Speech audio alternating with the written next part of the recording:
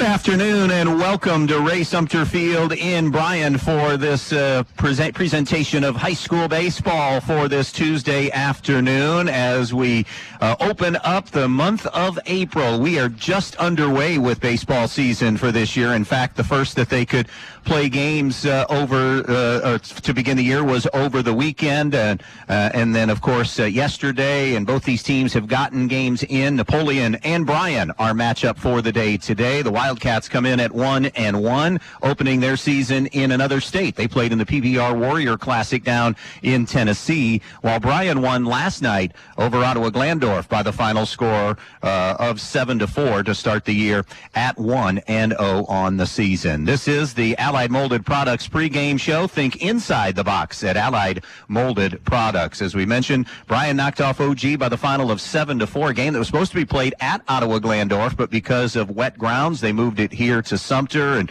hats off, by the way, for OG making that trip and realizing if we can get a game in, let's get a game in. These are less than ideal conditions, although tonight at least we have sunshine, but with that breeze, temperatures in the mid-40s, feels like temperatures in the upper 30s here this afternoon. Napoleon splitting in Tennessee as they are 1-1, playing big schools, similar. All the schools were bigger than Napoleon, and talking with head coach Eric Sprague just a few moments ago. Let's meet the starting lineups for this one here today for the Napoleon Wildcats. Leading off and pitching is Owen Espinoza.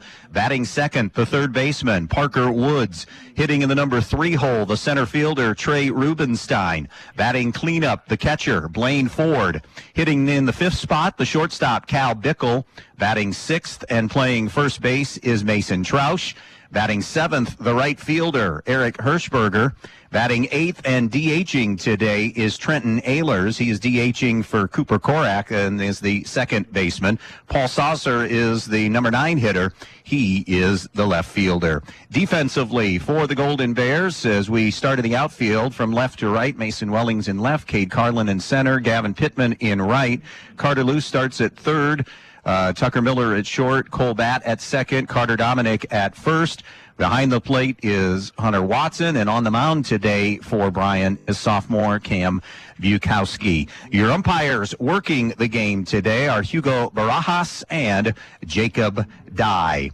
So, Napoleon and Bryan, happy to have you here with us. A first of many, many games this spring that we hope to be able to bring you and that Mother Nature cooperates with. We have conference games and all of it, of course, leading up to tournament time around the area, which will get underway in late May. Remember, softball's been playing for a little more than a week. Baseball just getting underway, and that just happened in the last couple of years where baseball got pushed back a week as far as start time is concerned. So in some cases, some of the softball programs have gotten games in and have played that full week ahead of high school baseball. Again, we have sunshine this afternoon, and that wind has the temperature feeling like it's upper 30s. So Mother Nature going to come into play here in this one today, but the sun is shining. Happy to have you with us as we step out. When we come back, first pitch from Ray Sumter Field on B-Rock Sports.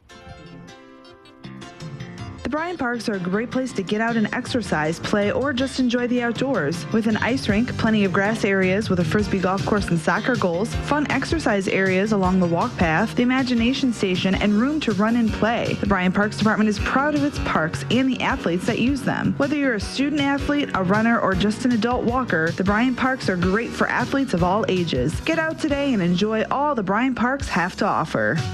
When you call your bank, do you ever feel like just another number?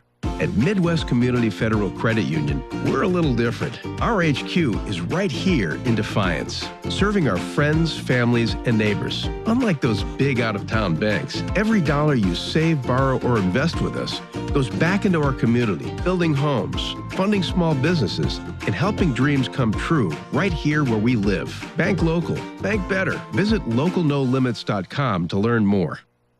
Downtown Bryan, Ohio has become quite the shopping destination in the past few years, thanks in part to Elian's Boutique, the Maddox Men's Emporium, and Faith and Grace Baby Boutique. These incredible stores offer something for everyone, featuring men's and women's apparel, newborn and kids apparel, maternity wear, specialty foods and drinks, barware, jewelry and accessories, giftable items, and much, much more. They're located on the east side of the square in downtown Bryan and open weekdays 10 to 6 and Saturdays 10 to 3. So come to downtown Bryan, Ohio and visit the Elian's family of stores for all your shopping needs. Here at Direct Link, people ask, why don't they make these washers the way they used to? Our answer is always the same. You need a Speed Queen Classic, a top-load washer built like a tank to last. No lid lock, doesn't hold back on water levels, a 30-minute wash time, and 5 years of parts and labor warranty. It is hands down the best washing machine we offer. Sometimes it's great to visit the past, and you can do that here at Direct Link with the Speed Queen Classic washer, available at both our Bryan and Wauseon locations.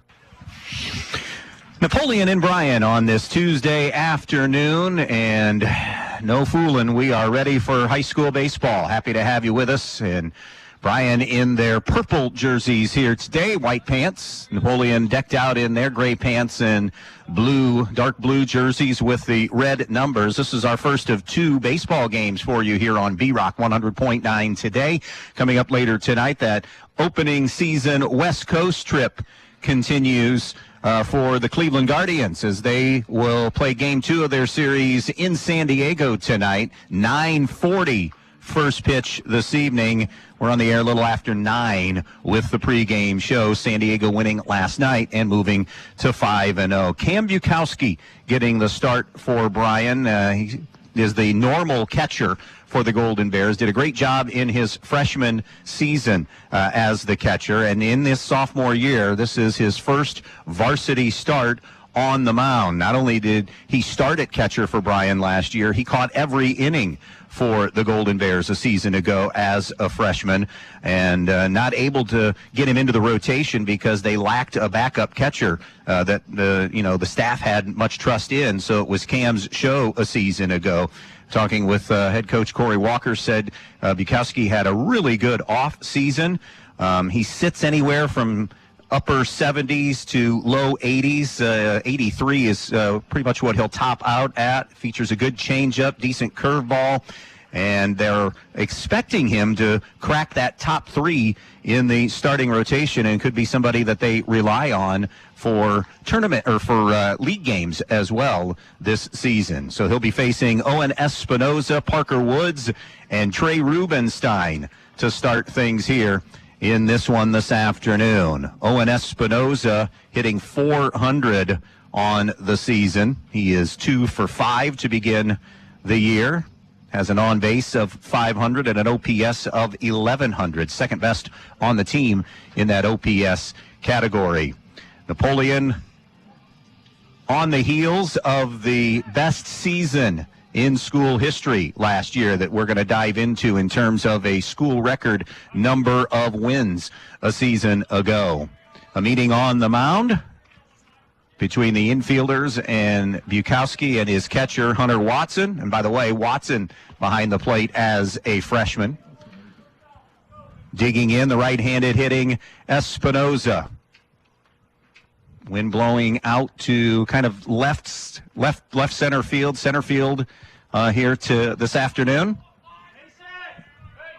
First pitch temperature at 45 with a feels like of 38 degrees. And we're ready to get underway at Sumter here on this sun splash Tuesday afternoon. The right-hander matchup is ready from the first base side of the rubber. Bukowski rocks and fires. First pitch is delivered in there for a strike at 80 miles per hour. Happy to have you with us here this afternoon.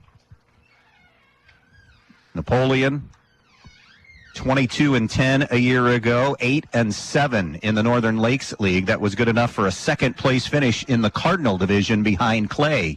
Another fastball that misses just sit outside at 1-1. These two met in the districts last year, played a classic. Napoleon winning it 7-6, part of that run to the Elite Eight for the Cats. And many of those cast of characters are back, not just for them, but for Bryan. That slider missed away. Actually, a two-seamer outside, 2-1 the count. 6 lettermen returning. All of them in the lineup. Very, very senior-heavy team, Napoleon. 2 balls and a strike to Espinoza. Bukowski's pitch up a little bit, maybe a tad in. It's 3-1 now. 80 on the last 2 pitches. Parker Woods on deck. Bryan winning last night, 7-4 over Ottawa Glandorf. Behind the right arm of Carter Dominic. The next offering is drilled for a strike. It is now 3-2. Bickle, Espinoza, Ford, Rubenstein, Woods, and Hirschberger, all the letter winners coming back for the Wildcats. And again, school record in wins last year with 22. Here's the payoff pitch to Espinoza. Down in the dirt, ball 4. And he'll continue that high on-base percentage to start the year as he draws the walk. Next up will be Parker Woods hitting .400. All pretty decent numbers to start the year, especially from the upper part of this lineup. Woods also a 2-for-5 start to the season. No homers, no RBIs as of yet.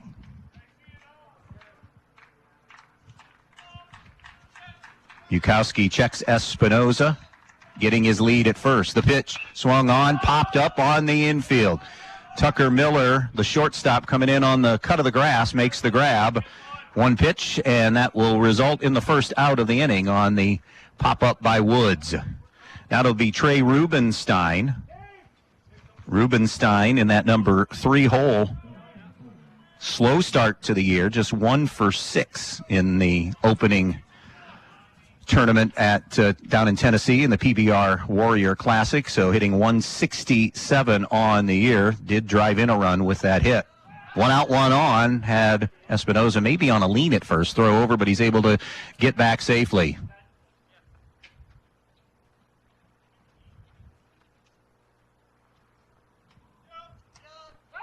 Another throw over and back in safely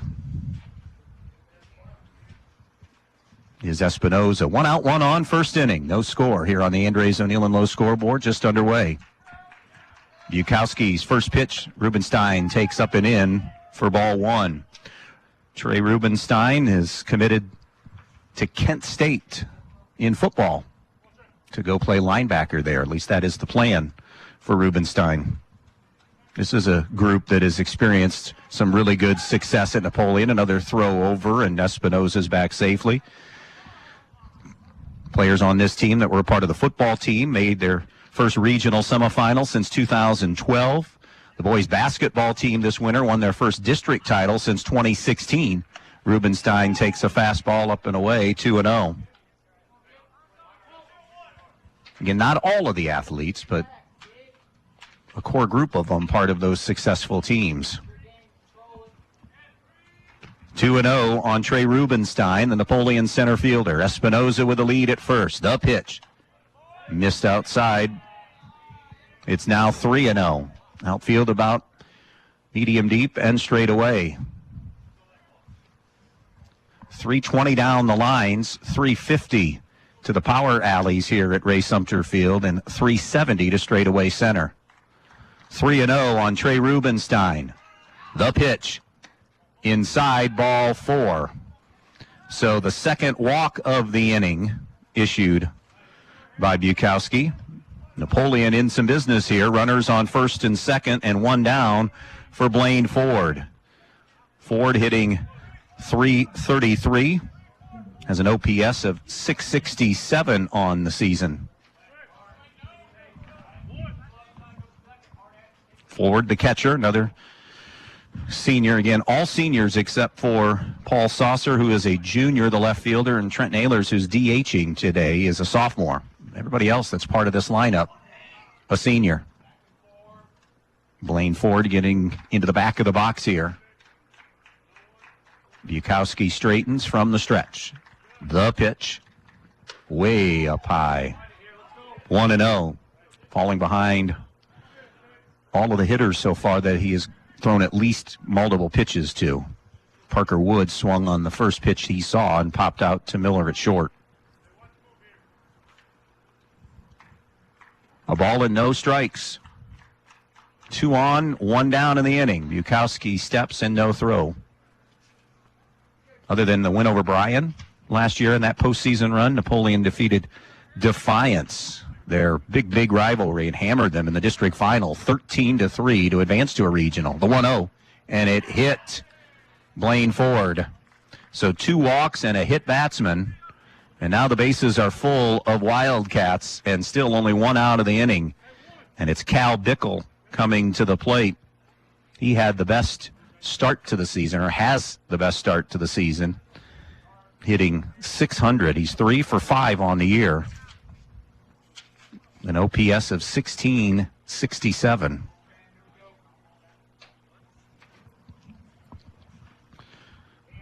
Assistant coach has brought Ford in there for a brief conversation.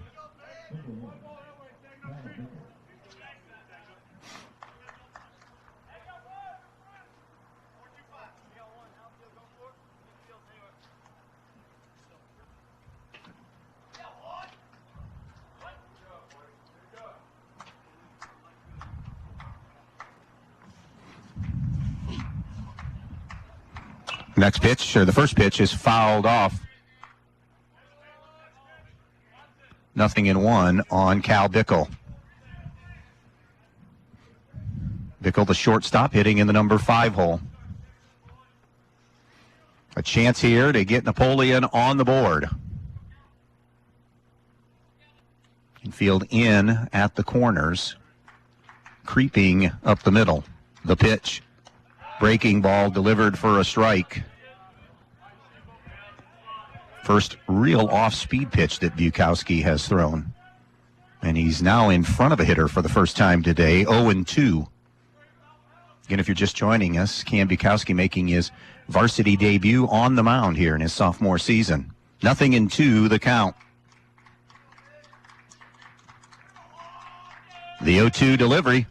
Another breaking ball that is popped up and will go out of play. Brigle saw that slow, what we'll call high school curveball, come out of his hand, Bukowski's hands, and did enough to hang in the AB here. 0-2 on Cal Brigle. Mason Troush waits on deck. Bases loaded, 1 out in the inning. No score here on the Andres O'Neill and Low scoreboard. Bukowski delivers a fastball that's hammered towards center field. Going back is Carlin in the gap, races and makes the grab. Tagging and scoring from third will be Owen Espinoza. Going to third will be Trey Rubenstein. Brigle collects the RBI on the sac fly RBI. And Napoleon on the board, 1-0. Brigle driving in his 4th run of this young season. That'll bring up first baseman Mason Troush, hitting .400, part of a cluster of .400 hitters for Napoleon in the lineup today through their first 2 games. 3 for 5, has a couple of, check that, Troush he's 2 for 5, swings and misses. 2 for 5 with an RBI. Both of his hits were singles. 2 down, they're on the corners here in the first inning. 1-0 Napoleon. Bukowski trying to settle in here. The pitch. Nice. Slider on the outside corner, 0-2. Really good location that time for Cam Bukowski. Eric Sprague in his 3rd season at Napoleon, the Defiance grad. 0-2 now on Troush.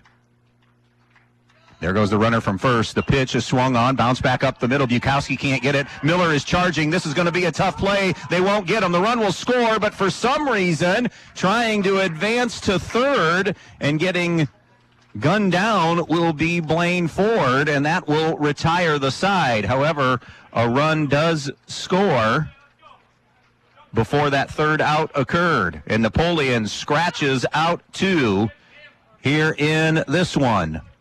in the top of the first. 2-0, Napoleon with the lead. Bryan coming up for the first time when we come back. Newcomers Schaefer, Spangler, and Brininger have served Northwest Ohio for over 120 years. They provide a full range of legal services, including real estate transactions, estate planning and trust administration, elder law, family law, business planning and litigation, personal injury, workers' comp, criminal and traffic defense, and more. Newcomers Schaefer, Spangler, and Brininger also supports the athletes in schools in Northwest Ohio and wish them the best of luck in this game. Hi, this is Tammy Bergman with Andrews, O'Neill & Lowe Insurance Agency. Andrews, O'Neill & Lowe has cared for our neighbors for a century. We believe when communities are strong, everyone benefits. From your family to your assets, your employees to your business. We're proud to partner with Central Insurance to protect what matters most to you, because you are what matters most to us. Here's to the next 100 years of delivering on our promise to provide peace of mind on good days and when facing the unexpected. Learn more at andrewsoneillandlowe.com. Let's take a look at that Bryan batting order that will face Owen Espinoza today. It'll be Cade Carlin leading off the center fielder. Hunter Watson bats second and catching. Carter Dominic batting third, the first baseman. In the cleanup spot is third baseman Carter Luce. Batting fifth, the second baseman Cole Batt. Hitting sixth and pitching is Cam Bukowski. In the number 7 spot is the DH Jamison Longoria. Batting eighth, the right fielder Gavin Pittman. And batting ninth, the shortstop Tucker Miller. Defensively for Napoleon, in the outfield, Paul Saucers in left, Trey Rubenstein in center, Eric Hirschberger's in right. Parker Woods is at third, Cal Bickle at short, Cooper Korak at second, Mason Troush at first, Blaine Ford behind the plate, handling Owen Espinoza, who is obviously here in Game 3 making his first start of the year and, in fact, his first appearance of the season for Napoleon. Corey Walker sending Cade Carlin up to the plate. And Bryan trying to answer back here after falling in a 2-0 hole. Carlin 1 for 4 with a run scored last night in that 7-4 win over Ottawa Glandorf. We mentioned Dominic, 6 innings pitched, no runs allowed, 10 strikeouts, and 2 walks. OG getting some runs late to tighten things up a little bit against the bullpen, but Dominic was unhittable in that win last night. Now Bryan trying to dig out of a 2-zip hole here. Right-hander against right-hander is Espinoza will toe the rubber. The right-hander's first pitch is delivered for a strike, a fastball at 82 miles per hour. A couple of runs scoring, by the way, there for Napoleon. No hits. Working quickly as Espinoza. His slider is bounced in the dirt, 1-1. Troush at that last ball, and boy, Napoleon, wonder if that would be one of those innings you look back and circle. They ran themselves out of an inning, swung on and club foul by Carlin, the center fielder, and now it's 1-2. Bryan maybe not quite as senior dominated, but experience dominated. They have a lot of kids back from last year's 15 and 12 team that got to the districts. A breaking ball that stayed a touch outside. It's 2-2. And like Napoleon, they return a bunch of arms, bunch of pitching. Makes for a good rotation. 2-2. Fastball hit towards center field. That'll drop for a base hit in front of Rubenstein. And a leadoff single for the game's first hit for Cade Carlin. That'll bring up Hunter Watson, also a 1 for 4 night last night for Bryan. Bryan getting 5 hits in that win over Ottawa Glandorf. Watson, the catcher. Another right-hander. In on the grass at third is Parker Woods. Outfield playing about medium deep. The throw over, and Carlin dives back safely.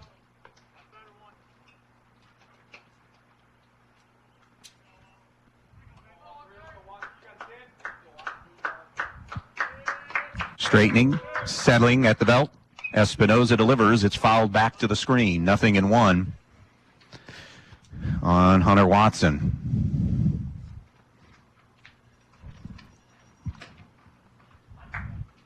Carlin getting his lead at first. Here's the 0-1 pitch. A bunt attempt offering at it, and it's called strike. It's down in the dirt, and taking second will be Cade Carlin. Ball that kind of caromed away from Blaine Ford. It's 0-2 the count.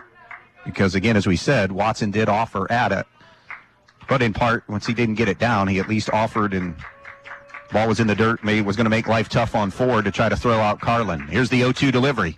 Swung on, hit the opposite way, and that is going to fall for a base hit. Great stabbing effort by Eric Hirschberger, who got behind him. Rubenstein did a terrific job backing it up. Now the throw bounces away from Ford, but backing things up was Espinoza. But since the throw came home, taking second will be Hunter Watson. So Carlin and Watson with back-to-back singles to start this first inning with Napoleon up 2-0. That'll bring up number 3 hitter, Carter Dominic.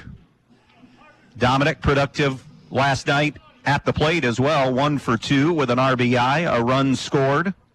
1 for 2 with a walk.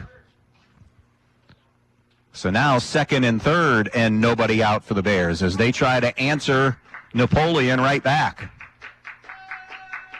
Here's the pitch. It's a breaking ball that is outside for ball 1. Napoleon looks like they're conceding the run up the middle, not playing in. Brigle and Korak are back at short and second, respectively. Espinoza settles the 1-0, and a big swing and a miss by Dominic. Fastball at 81. 1 ball, 1 strike. Bryan, even though they returned a lot of familiar names, they also lost a lot of familiar names. 6 seniors gone from that 15-win district team a year ago. A breaking ball that's lifted into the air to shallow center field. Rubenstein there makes the grab. Tagging and staying put will be Carlin because Rubenstein has a hose, and that was a great throw that would have probably cut down Carlin. But he remained at third as Dominic flies out to Rubenstein in center. So 1 down in the inning. Cleanup man Carter Luce will come to the plate now.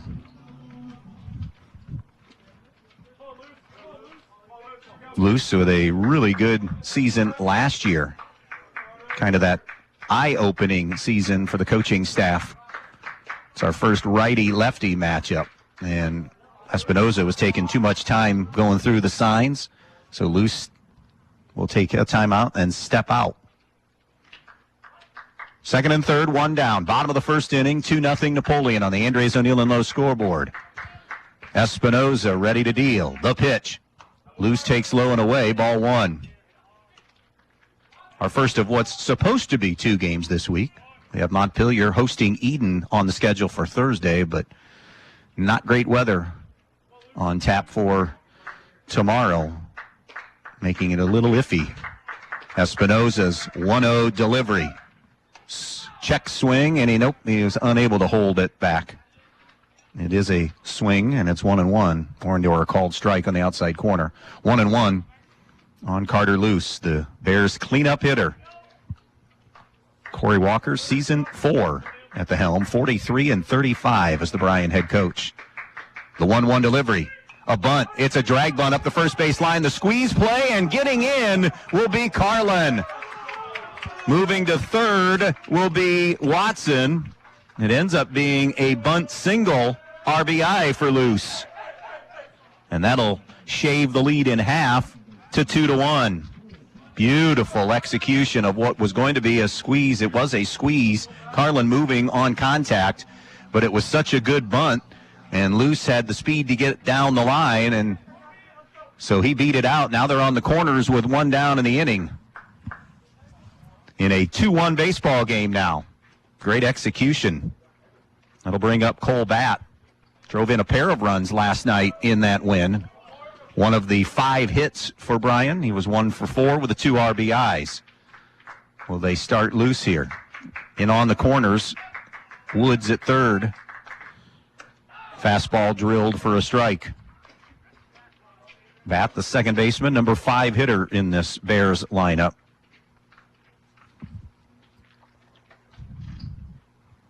Scheduled to have a busy week, Bryan. Supposed to take on Elida Thursday and then go to Van Wert for a doubleheader on Saturday. The pitch.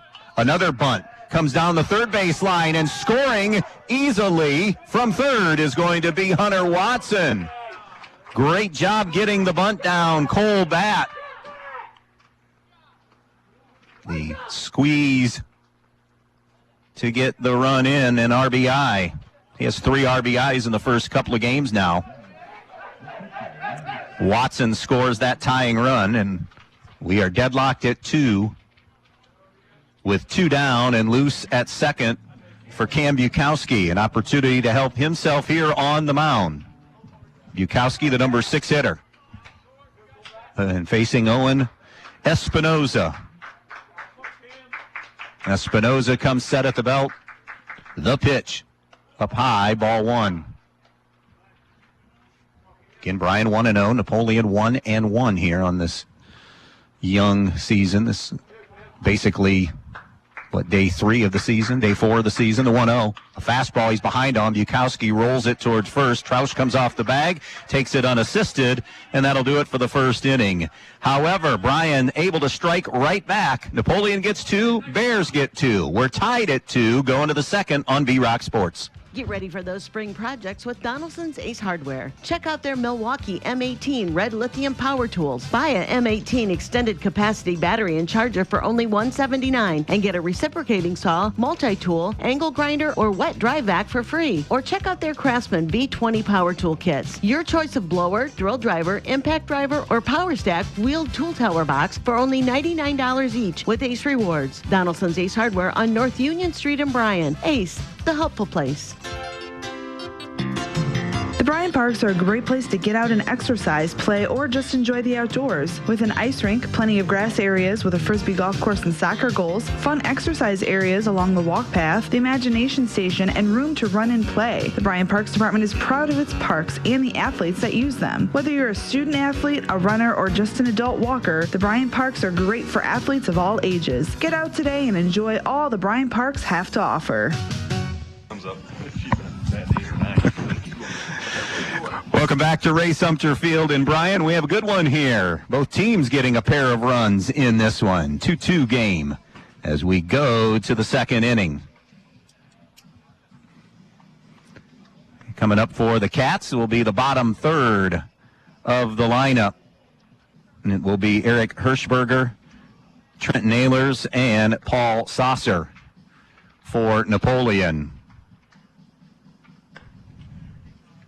So glad you could join us here this afternoon across Northwest Ohio.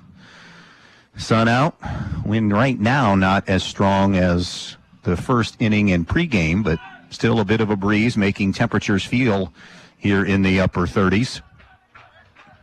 Game time temperature in the mid-40s, but obviously going to start to fall as we continue here this evening. So it'll be Eric Hirschberger, the right fielder. He's hitting just 167 on the year, 1 for 6, no homers, 1 RBI on the year for Napoleon. So Bukowski, a little wildness in that first inning, pair of walks and a hit batsman, gave up just 2, and then his offense answered right back. So see if he's got maybe some of those butterflies erased in his first varsity start of the season or of his career. A fastball tailing away for ball 1 against the right-handed hitting Hirschberger. Both these teams so similar. I mean, not just size and just natural fit in playing each other, and they do in virtually every sport, boys and girls. The 1-0, down and in, 2-0. But they play those similar schedules as well, understanding that you have to play really, really good competition. Bukowski, like he did in the first inning a lot, falling behind. And now it is a 3-0 count on Eric Hirschberger.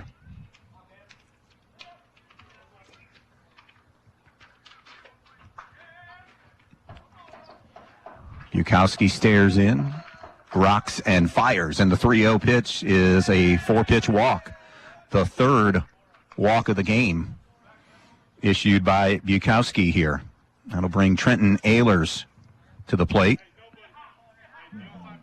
Ehlers hitting .250. He's 1 for 4 with an RBI on the year. 3 extra base hits for Napoleon through their first 2 games. A pair of doubles from Brigle and a double from Espinoza in those games in Tennessee. Another righty-righty matchup. Big cut and a miss by Ehlers. And it's 0-1. One of those 2 underclassmen in this lineup. Ehlers, a sophomore, DHing for Cooper Korek, the second baseman. Bukowski comes set at the belt. The 0-1. There goes the runner. It's a hit and run. It's a ground ball to the hole, and everybody's going to be safe. Good job by Miller to keep it on the dirt. It's an infield single for Ehlers. And the Cats have their first 2 men aboard here in the second inning. Number 9 hitter Paul Saucer is up. Saucer is hitting .200 on this young season. A hit in 5 at-bats. Bukowski, like the first, going to have to work out of a jam here. First and second, short leads both places. Infield coming in, a square to bunt and a pull back, a pitch out of the zone to Saucer. And it's 1-0. That infield single was the first Napoleon hit of the game.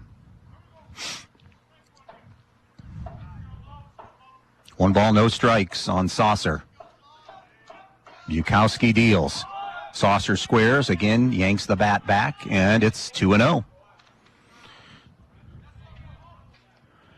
Mentioned what Bryan has schedule-wise this week. Napoleon will take on Defiance on Saturday, and sandwiched in between there is a trip to Wauseon on Thursday. Here's the 2-0 from Cam Bukowski. Ehlers bunts it up in the air, right back to the mound, and not able to do what he wanted to do at the plate, and that is get the bunt down and get runners into scoring position. So the bunt pop out to the pitcher for the first out of the inning. And back to the top of the order for Napoleon and Owen Espinoza. Espinoza walked and scored a run last inning. 2-2 game. Napoleon and Bryan here in the second on the Andres O'Neill and Low scoreboard. Napoleon with another threat here, first and second, and 1 down. The pitch. Breaking ball, strike, inside corner, front knee. 0-1 on Espinoza. Asked Eric Sprague about the NLL and says it's business as usual in that conference again this year. The 0-1. Another breaking ball that's hit and golf towards right field. Pittman with a run, can't get there. Runners had to freeze. Pittman then saw it kind of scoot under his glove just a little bit, but not enough for anybody to advance even further. But the drop in the bucket single for Owen Espinoza the opposite way. Didn't barrel it up, but didn't do the job. And now the bases are full of Wildcats and only 1 out in the inning for Parker Woods. Woods saw only 1 pitch his first time up. He popped it up to Tucker Miller, the shortstop. Bases loaded, 1 down. 2-2 game here in the second. Napoleon and Bryan. The pitch. Woods takes a called strike. 0-1 on Parker Woods.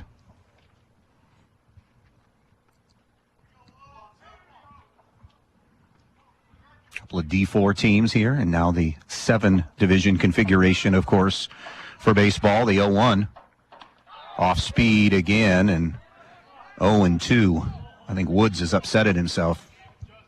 Love to have that pitch back because that was a breaking ball to drive. But Bukowski in front now, 0-2. Woods, the 2 hitter. Bases loaded, 1 out. 2-2 game. The 0-2 delivery. Swung on, ground ball to Miller at short. He'll come to third and get the runner there. Scoring from third will be Hirschberger. Woods reaches on a fielder's choice, 6-5.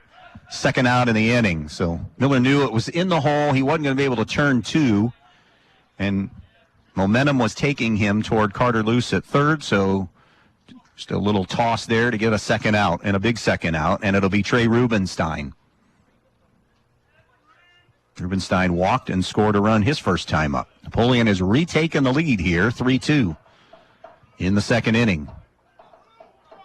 The pitch swung on, little nubber toward the hole. Miller charging, gloves, juggles, not going to get out recorded. And the bases are loaded again. A slow rolling infield single. Rubenstein runs well, so I think even if he comes up with that, it's going to be tough. So now bases loaded, and the cleanup man coming up, the catcher Blaine Ford. Ford was hit by a pitch his first time. Remember, they played in the tournament in a 7-6 game. We have at least the beginnings of that possibility here.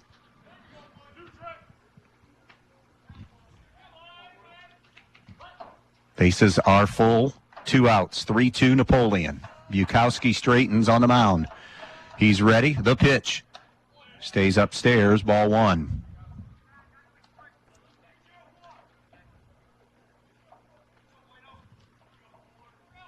One and 0 on Blaine Ford.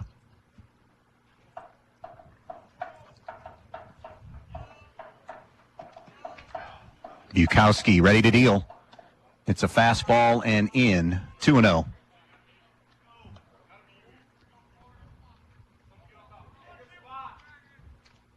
Give Bukowski credit. You look at him on the mound, and that expression hasn't changed. He's a kid that seems pretty even-keeled, at least from afar. Here's the 2-0. Nice pitch there. Drilled it on the inside corner, 2-1 on Blaine Ford. Espinoza at third. Woods at second. Rubenstein at first. Napoleon has scratched out one and looking for more here, looking for a crooked one. The 2-1 delivery. Laid off that one. It was a little bit down. And now it's 3-1. The definition of a hitter's count here for Blaine Ford. 3 balls and 1 strike. Wind continuing to blow, not again as strong as pregame, but still there and going towards left center. The 3-1 up and outside for ball 4, and Ford will pick up an RBI, and it is a 4-2 game Napoleon as Espinoza will score his second run. That'll bring up Cal Bickle, and now a visit from Corey Walker to the mound. Let's see what a decision is here if we have any kind of change. 4-2 Napoleon. 4 runs on 3 hits for the Cats, 2 runs on 2 hits for the Bears. We have 2s so far in the scoring column in this game, with Bryan answering Napoleon's 2 in the first, and then Napoleon coming right back and getting a couple more here so far. Bickle, the 5-hitter, has an RBI on a deep sacrifice fly, his first time up. So Bukowski will remain in.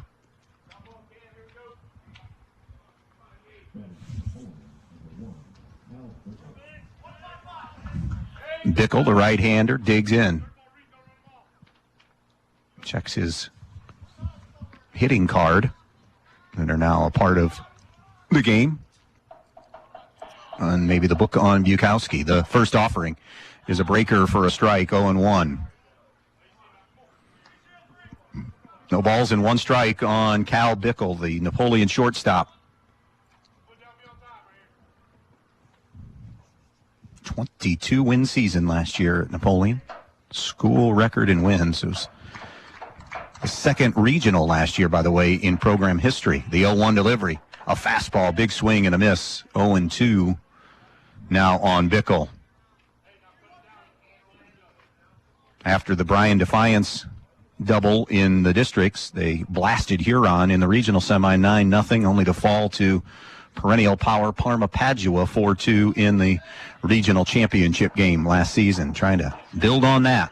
Here's the 2-strike pitch from Bukowski. It's a breaking ball that he got Bickle out in front of to swing and miss. Napoleon gets 2, but they strand the bases loaded. Middle of the second inning at Sumter. Napoleon 4, Bryan 2 on B-Rock Sports. Camco Industries, with facilities located in West Unity, Ohio and Morenci, Michigan, has openings on all 3 shifts for production and assembly operators. We manufacture interior plastic products for the automotive industry. As an operator, you will be required to visually inspect, trim, assemble, and pack parts, as well as label containers. You must be able to pass an entry-level test and a substance abuse test. Camco also has openings for shipping associates, material handlers, and production leads. Camco offers a complete benefit package. If you would like to join our team, please complete an application online at www.kumi-na.com or in person at Camco, 1001 East Jackson Street, West Unity, Ohio, Monday through Friday from 8 a.m. to 4:30 p.m. All rehires will be considered for employment.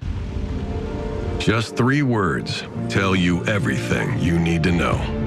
They tell you why we employ more than 2,000 workers at our factory in Virginia Beach, and why over 10,000 local steel dealers are putting battery power in the hands of Americans. Not everyone can say that, but we can.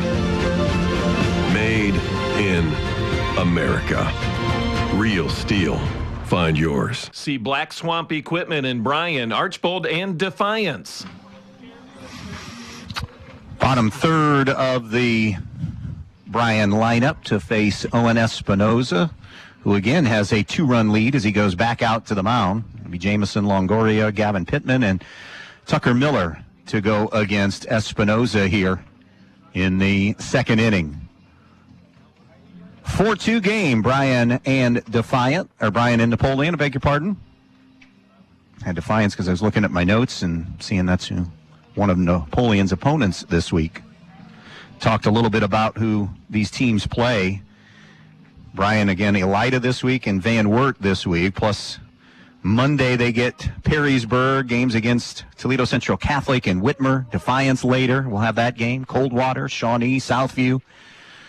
So playing a lot of those schools that are either or traditional powers or schools that are as big or bigger than Bryan. Here's Longoria, the DH. Right-hander against right-hander. Espinoza deals. A fastball that's hammered the other way, rolled into right field, and they might have had a play at first. Longoria hit that one pretty sharply to right fielder Eric Hirschberger, and Mason Trout should come off the bag. Longoria not extremely fast and hit it playing shallow enough with Hirschberger, but Trout should come off the bag. So that'll be the third, make that the 4th Bears hit. And he'll bring up the left-handed hitting Gavin Pittman. And Espinoza misses away for ball 1. 4-2, Napoleon on the Andres O'Neill and Lowe scoreboard as Bryan bats here in the bottom of the second inning. Bears 1-0, Cats 1-1. Espinoza, the right-hander, deals. Swung on and clubbed towards center field. Drifting back, the shortstop, Cal Brigle, makes the grab. And then the throw over to first to try to get Espinoza, who thought maybe it was going to drop. He got back in time. Ball scurried away. Good hustle by Blaine Ford to go over by the Napoleon dugout and keep Longoria there. By the way, it was Bickle flipping it to Rubenstein, who was coming in to see if he maybe could make the throw because all of his momentum was taking him away.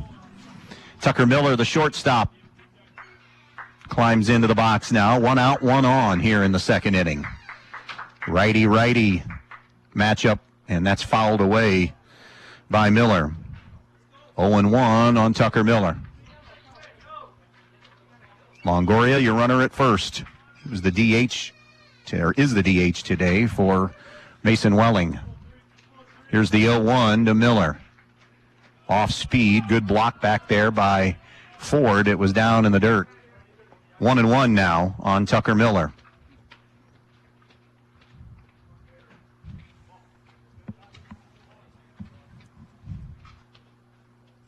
The next offering, Espinoza and Miller behind on that one, waving at the 79-mile-an-hour fastball. And Miller down 1-2 now. Espinoza stares into Ford, peeks over at Longoria. The 1-2 pitch. It's a breaking ball that's bounced toward the hole at short.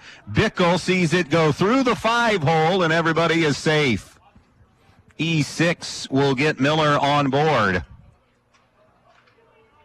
And the Bears with an opportunity now as they turn it over to the top of their lineup. And Cade, the center fielder.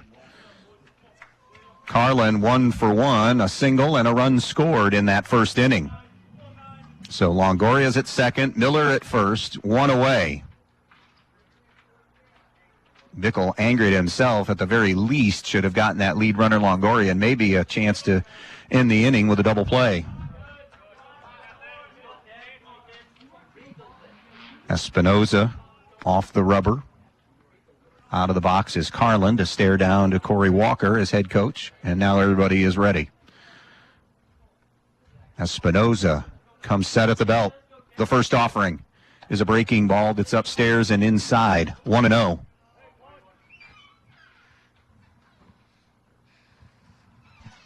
One ball, no strikes on Cade Carlin.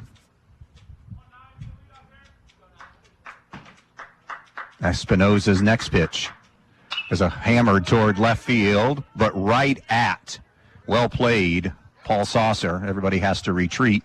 2 down in the inning. Carlin hit it well, but Saucer didn't have to move much. Maybe a half step, and that was it. So 2 down for Hunter Watson. He's 1 for 1 with a single and a run scored. First and second, 2 away. Espinoza trying to put up the first 0 in this game. His pitch is swung on, grounded toward Brigle at short. Gloves, throws to second. Side is retired as they will get that second runner, Tucker Miller, chugging into second. So it is, in fact, a 0 for the Bears as they strand a pair. And after 2, it's Napoleon leading it 4-2. Your home is the one place where everything should be perfect, including your air. Stark's Plumbing and Heating Services helps you achieve the perfect air you deserve with reliable, groundbreaking, award-winning Lennox products. Call Stark's Plumbing and Heating Services and see how soon you can get a Lennox home comfort system that'll help improve your health and your mood. It doesn't get any more perfect than that. Call us today at 1-800-329-4040 or visit us at starksphs.com. Good luck tonight to all the area athletes. Hard quality work means a lot to an athlete and to everyone at Peltz Lumber Company in Montpelier and Pioneer. Peltz is in the business of working hard for you. Whether you need something as simple as a 2x4 or all the materials for your new home or pole barn, Peltz Lumber has what you need and will deliver it to you in a timely fashion. Hard work and quality materials is what you'll find at Peltz, and hard work on the field and in practices are what makes these area teams great. Good luck tonight from Peltz Lumber Company in Montpelier and Pioneer, building for a new generation. Welcome back out here to Ray Sumter Field in Bryan, ready to move into inning number 3 between Napoleon and Bryan. Wildcats up over the Bears 4-2 through 2 innings of play. Napoleon with 2 runs each in the first and second. Bears getting both of their runs in the bottom of the first inning of play.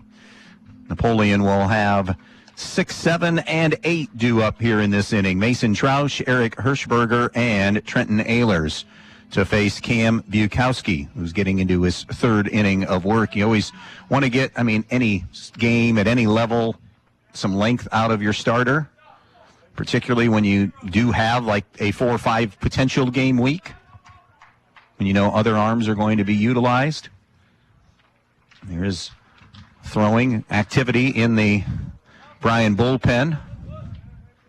So you wonder if Bukowski has a shorter leash here in the 3rd inning potentially. So Mason Trausch grounded out his roller to Miller at short, ended that first inning. It's a breaking ball that's a slow roller, loose charging at third, can't come up with it cleanly. And safe is Mason Trausch on E5. So the leadoff man aboard again for Napoleon here in the 3rd inning. That'll bring up Eric Hirschberger. Hirschberger has walked and scored a run today for Napoleon. Troush will run. Napoleon will run. They have really good team speed. In talking with Eric Sprague, the third-year head coach, listing that depth in pitching and pretty good defense. Thinks that hitting will be good too. It just needs to come around. Swung on, fouled back by Hirschberger. 0-1 the count.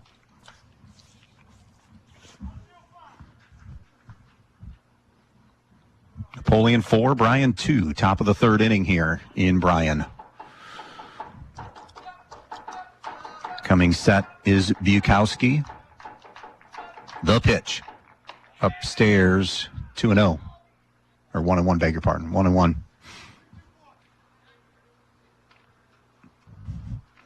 Hirschberger, the final of 7 straight seniors in the lineup that are hitting. 1 through 7, all seniors. Here's Bukowski's 1-1 to Hirschberger. Takes low and away, 2-1.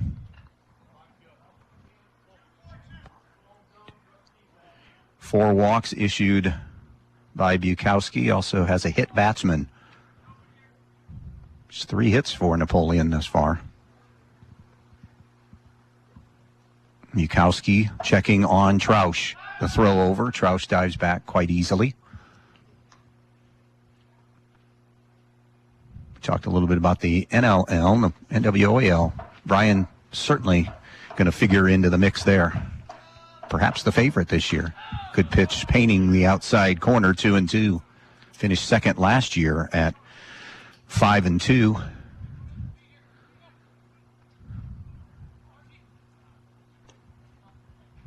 Bukowski and Watson working together here. Sophomore freshman battery. Here's the 2-2 pitch. Swung on, hammered toward right field. That'll drop in front of Pittman for a base hit. Juggles it just a bit. And the first 2 men are aboard here in the third inning. Troush reaching on an air. Hirschberger an opposite field single. And now Trenton Ehlers comes up.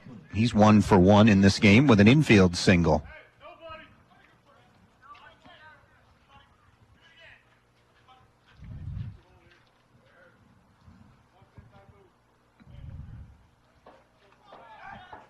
Bukowski is ready. And the pitch squaring, pulling back and taking a ball high, Ehlers. Eric Sprague, of course, coming from Defiance as a player there. Played under Tom Held, so a lot of small ball background.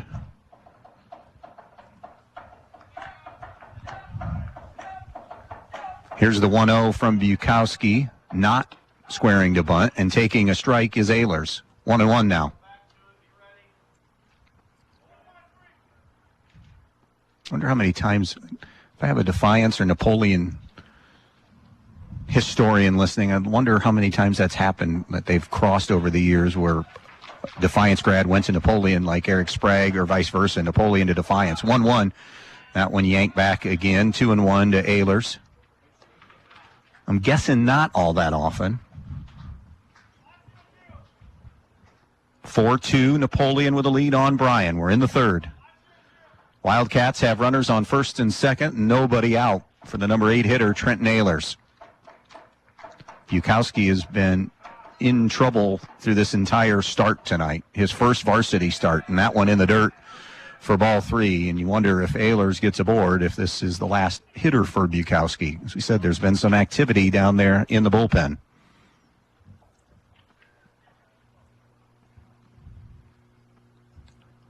Three and one on Trenton Ehlers, DHing today for second baseman Cooper Korak. Hitters count the 3-1. Swung on, had a good rip and missed. 3-2. Bukowski trying to battle back here in the third. Keep this at the very least a 4-2 game.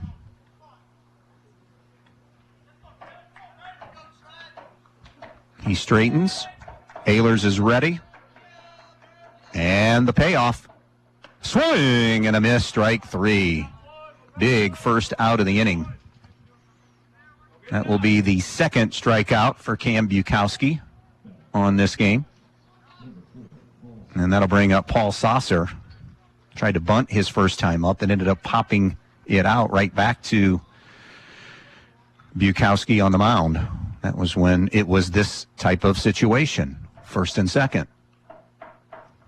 Will he be doing it again, although there's one out now, or will he be swinging away? He's taking a curveball for a strike.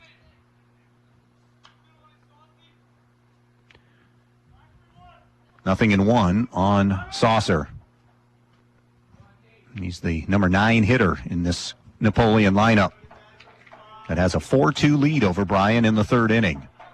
The one-strike pitch coming up now from Cam Bukowski. Here it is. Breaking ball in the dirt. It's 1-1 now.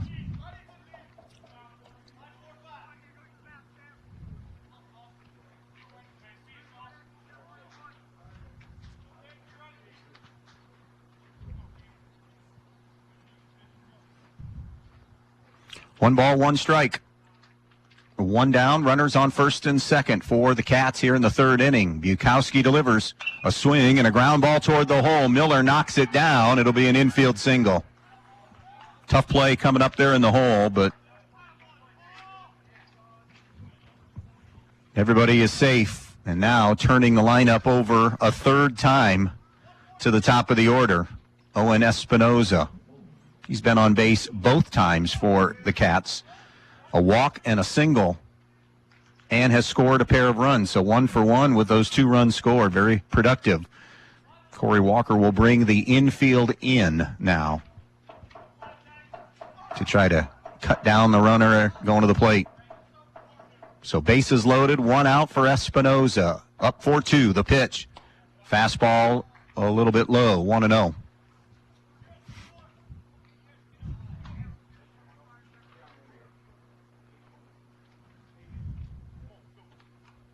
Trouse reached on an error. Hirschberger singled. Ayler struck out. Saucer infield single. And now it's Espinoza with a 1-0 count on him. Way up high, 2-0. Missed with the fastball. 2 balls, no strikes. Espinoza now in charge of this at-bat with this count. Right-hander against right-hander. Bukowski straightens. And the 2-0 delivery. Inside, 3-0. Will Eric Sprague green light him? Espinoza, the leadoff guy, good hitter. Guardians Padres tonight, 9:40 first pitch from San Diego. Hope you can join us a little after 9 with the pregame. Here's the 3-0 to Espinoza. The pitch. Takes away for ball 4. And Espinoza will pick up his first RBI of the game as Trout scores Napoleon's 5th run. And I think it's the end of the road now for Cam Bukowski as Napoleon has grabbed a 5-2 lead in this one here in this top half of the third inning. The bases are still loaded and 1 down. Parker Woods is coming up. And coming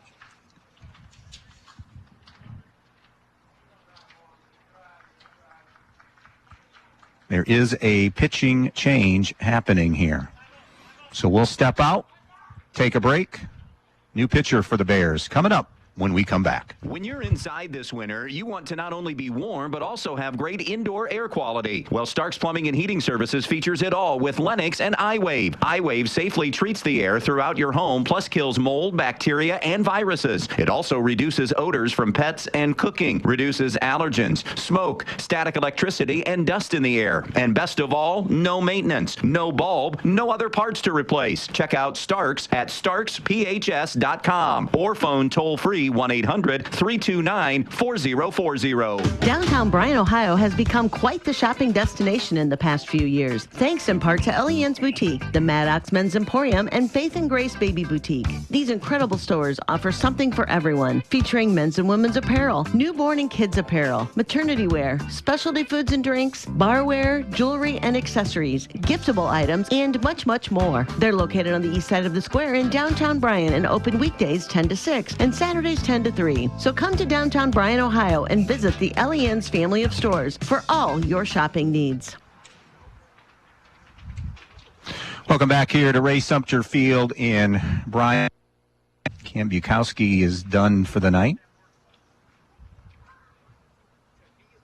And the new pitcher will be Gavin Pittman, seeing his first action of the year, since this is obviously game 2 for the Bears. Left-hander. And he inherits a mess here. Bases loaded and 1 out, and Bryan trailing 5-2.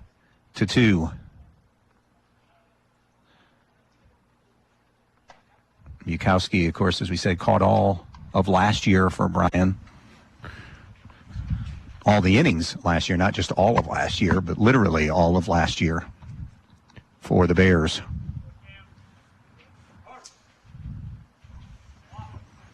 Let's see what other changes that we have here.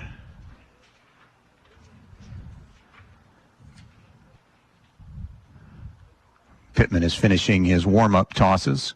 Cold afternoon. It's so hard to get loose. Not only just to get loose, but to get warm and loose in any situation here. This is game 2 for Bryan, game 3 for Napoleon. You get a game like today where, we have a feels-like temperature in the upper 30s, and tomorrow we're warming deep into the 60s, but we're going to be having thunderstorms come our way. We're going to flip. I think Miller is going to go to second. And Watson would be the shortstop in this scenario here. Wait and see for sure as Pittman finishes his warm-up tosses. Napoleon 2 in the first, 2 in the second. So far, 1 in the third for their 5 runs. Bryan scored their only 2 runs thus far in the first inning. They have the game's only 0 offensively in their second inning.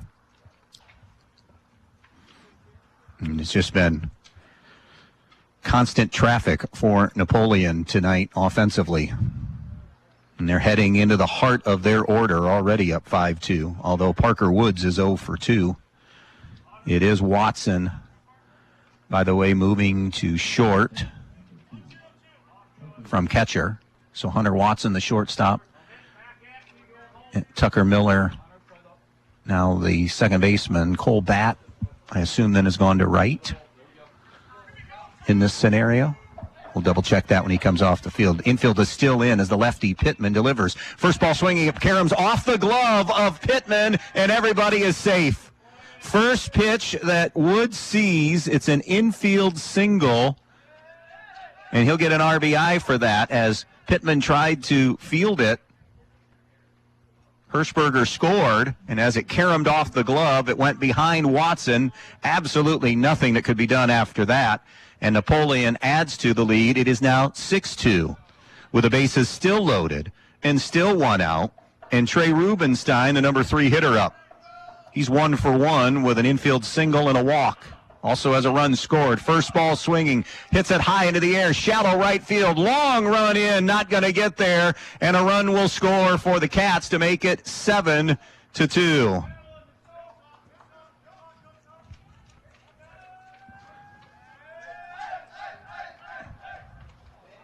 That's Damian Wolf, by the way, in right field. So I want to just make sure we got that. So Rubenstein, a bloop single to right, RBI. Saucer scoring that run. Bases loaded. Still 1 out. 7-2 game now.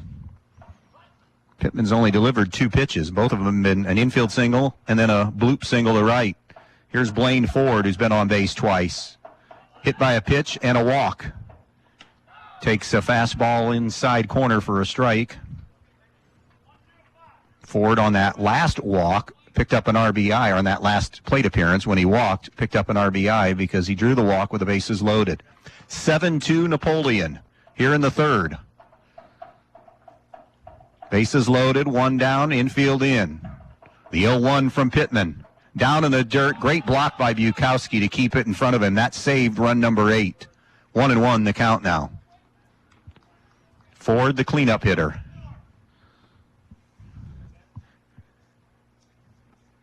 Came into today hitting .333 through the first two games. Again, anything we're giving you a very small sample size here. It's game 3 for Napoleon, game 2 for Bryan. The 1-1 from Pittman. Here it is. Fastball painting it black, and it's 1-2 now on Blaine Ford. 3 in all so far in this inning for Napoleon to extend their lead to 7-2. 1 ball, 2 strikes. Outfield has creeped in a little bit. The 1-2 from the lefty Pittman. Misses low and away. 2-2 now on Blaine Ford. 2 balls, 2 strikes. Bases juiced, 1 out. 7-2 Napoleon on the Andres O'Neill and Lowe scoreboard here on this first day of April. Pittman's 2-2 delivery. Swung on, golfed foul down the third baseline. Shadow starting to creep toward the plate as that sun sets behind us. 2-2 again on Blaine Ford.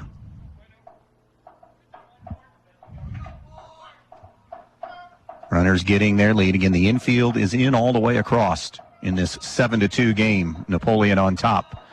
Here comes the 2-2 pitch. Off speed and staying alive was Blaine Ford. Bounced it off of his ankle, knee, shin area. So we'll do it again at 2-2.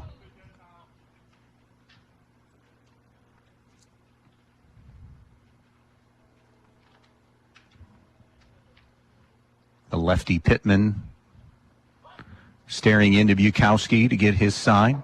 A right-handed hitting Ford is ready. Another 2-2 delivery coming up. Swung on and missed, strike 3. And Blaine Ford retired for the first time this afternoon. Infield can go back to normal depth here with the second out in the inning. And it's Cal Brigle. He's 0 for 1 with a sacrifice fly RBI. That in the first inning. Last time up, struck out swinging.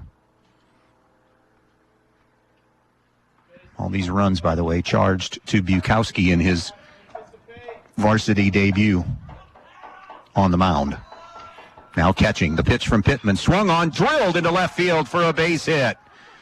Espinoza will score. Woods will score. And Napoleon extends to a 9-2 lead.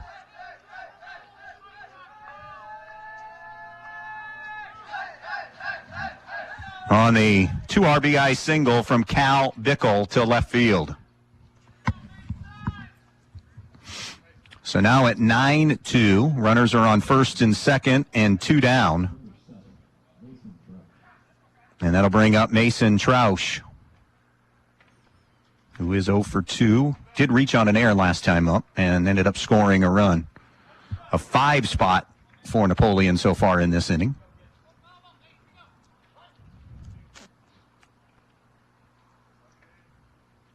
Rematch of a district semifinal game last year between Napoleon and Bryan, won by the Cats 7-6, and off speed missed away 1-0 to Mason Troush. He's the number 6 hitter in this Napoleon lineup. Obviously, in a game like this, we're first day of April, neither team throwing their ace. Changes the dynamic if this matchup should happen again later in the year. The 1-0 timeout was asked for and granted. So no pitch from Pittman. Pittman on in relief of Cam Bukowski, who is now catching. Again, Hunter Watson's now the shortstop. Tucker Miller at second. Damian Wolf's in right field. The pitch swung on and missed. Troush tardy on that 73 mile per hour offering. And it's now 1-1 on Mason Troush.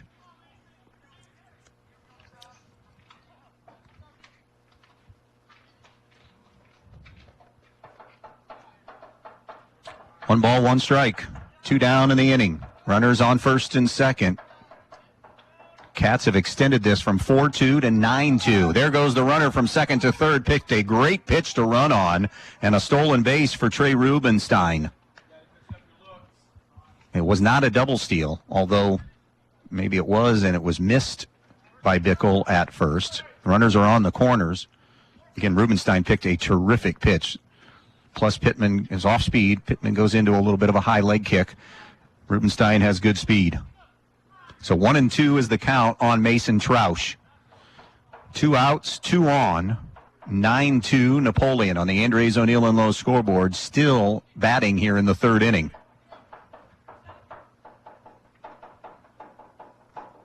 Here is Pittman's 1-2. Off speed, strike 3 called, and that'll do it for Napoleon finally in the inning. They do add to their total by getting 5 in the third. Middle of the third. Right now, all Napoleon leading Bryan 9-2. The Bryan Parks are a great place to get out and exercise, play, or just enjoy the outdoors. With an ice rink, plenty of grass areas with a frisbee golf course and soccer goals, fun exercise areas along the walk path, the imagination station, and room to run and play. The Bryan Parks Department is proud of its parks and the athletes that use them. Whether you're a student athlete, a runner, or just an adult walker, the Bryan Parks are great for athletes of all ages. Get out today and enjoy all the Bryan Parks have to offer. Spring is in full bloom, and so is the real estate market here in Northwest Ohio. In fact, Misty King of Amerimaid Realty has a handful of new listings coming up that you won't want to miss, like the 3-bedroom, 2-bath home located at 125 Laurie Drive in Bryan. This modern home features vaulted ceilings, a spacious open floor plan, good-sized bedrooms, large garage, and a backyard with a patio and play set. Listed for only $2,099, this one is also a great deal. Call Misty today for more details. 419-633-4997. That's 419-633-4997. Or visit AmeramaidHomes.com. Andy Brigle back with you here at Sumter Field in Bryan on this Tuesday evening. You're listening to high school baseball between Bryan and Napoleon on WBNO-FM in Bryan. All Wildcats. We've had 5 at-bats, 4 times runs have scored. Napoleon, 3 of them, 2 in the first, 2 in the second, 5 in this inning, the third inning. Bryan's only 2 runs came in the first as they trail 9-2 coming to the bottom of the third, and the heart of the order coming up for Bryan in Carter Dominic, Carter Luce, and it would now be Damian Wolf who would be due up taking the place of Cole Batt in the substitution chain. But reigning player of the year in the NWOAL, Carter Dominic. Great year on the mound last year, where he had an ERA of 1.42 with 70 strikeouts a season ago and hit .377 last year in his junior season. And now in his senior season here in Game 2, he's 0 for 1 with a fly out to center. And he's first ball swinging and hits one into the hole in left field for a base hit. Saw Espinoza very well the first time. He just hit it to a bad location. It was just right at Rubenstein in center, but this time finds a hole into left field for his first hit of the afternoon. And for Bryan, 1, 2, 3, 4, their 5th hit of the game. Board shows 4. They did not give Carter Luce a bunt single. It was a sacrifice bunt attempt that turned into a bunt single because he beat it out. So there's the 5th hit. For those of you who are maybe listening at the game, you see 4 hits, Bryan actually with 5. 6 for Napoleon. Dominic, it's got to be station to station now when you're down 9-2 as the left-handed swinging Carter Luce takes a ball in the dirt. And this is Luce, as we talked about. He collected an RBI on that. It was a squeeze play that was on and picked up the RBI. Low and away with a fastball. Espinoza has not thrown in a while. That was a long at-bat for Espinoza and his teammates, scoring 5 in the top half of this inning. 2-0 pitch. Luce hamstrung on that one as that fastball came in on the hands. And now it's 2-1 on Carter Luce. 9-2 Cats here in the bottom of the third inning. Espinoza and the 2-1. Down low, scooped up back there by Blaine Ford. And now it's 3-1 to Carter Luce.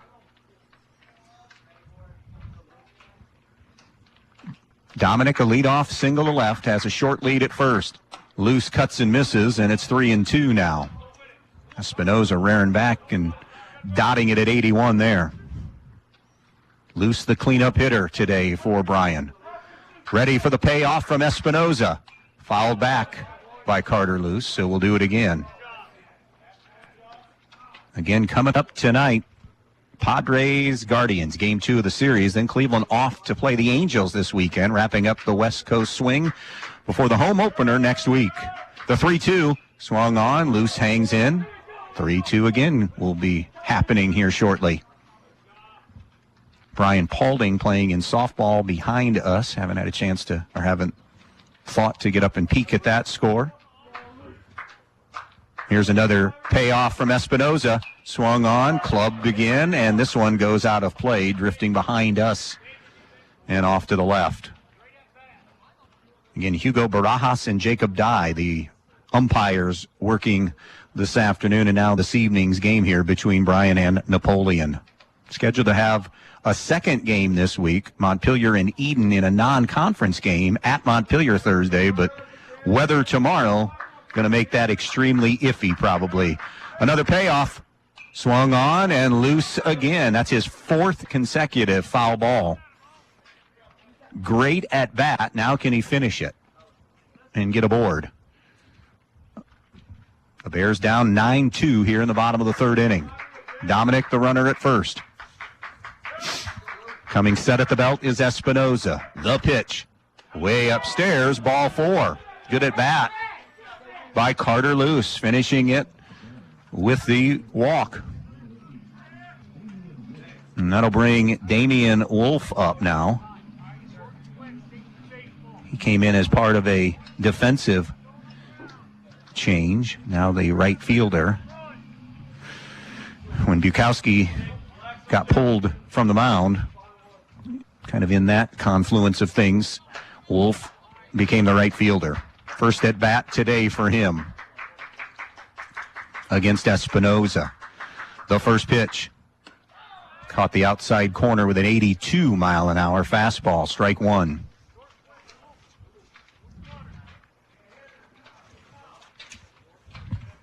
Nothing in 1 on Wolf. Takes down in the dirt 1-1 with that breaker. Wolf, of course, really good wrestling career for Bryan. Qualifying again for state this year. A ball and a strike on him here. Number 5 hitter in the lineup now. The 1-1 delivery. Swung on and missed late on that one. Just took a look back here behind us. It's 8-0 Bryan over Paulding in the 6th inning. Bears lost a lot from that state finalist team in softball, but NC State commit junior Thea Staten, real deal, obviously. She keeps you in every game and will pitch you to a lot of wins. Wolf took outside, by the way, so the count is even now at 2-2. Outfield, medium deep, shallow and right. Here's the 2-2. Low and away, and he's run it again. 3-2. Espinoza has run it to a full count again. 3 balls and 2 strikes. Shortstop Cal Bickle needing to lace up the cleats and is ready to go. 3-2 on Damian Wolf. Bukowski on deck. Dominic at second, Luce at first, nobody out here in the 3rd inning. Here's the 3-2 delivery. Swung on and missed, strike 3. So Wolf down on strikes. That'll bring up Cam Bukowski now. He grounded to Mason Troush at first, his first time up. So now 1st and 2nd and 1 away.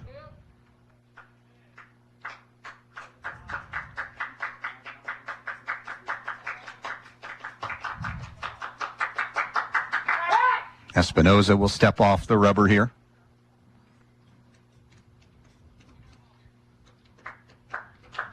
And now digging back in. The pitch. Bukowski takes outside, ball 1. 1 ball, no strikes on Cam Bukowski. 9-2 Napoleon, bottom of the third inning here at Ray Sumter Field in Bryan. Bears trying to get at least something back here in the third. Swung on, hit into the air toward the gap in left center field, but it stayed up high enough, long enough for Rubenstein to cover that ground and record out number 2 as Cam Bukowski flies out to center. That'll bring up Jamison Longoria, the DH today. He singled his first time up to right field. So 1 for 1. As one of the 5 Bryan hits in this one. Bears had that many yesterday in their win over OG. So now 2 out and 2 on as Espinoza tries to work out of this mini jam. Slider for a strike. Broke nicely for Owen Espinoza. 0-1 on Espinoza. The next offering called strike 2. No balls and 2 strikes. Longoria, the 7-hitter, the DH for Mason Welling today. He'll step out. Espinoza now ready. First and second, 2 down. Here's the 0-2 pitch from Espinoza. It's a breaking ball that he fisted in. It's a little slow roller to third. Glove there by Parker Woods. Threw off the bag, and everybody is safe. Woods rushed the throw a little bit. That will be E5 on the throw. And now the bases are loaded for Gavin Pittman. That's a second Napoleon error in this game.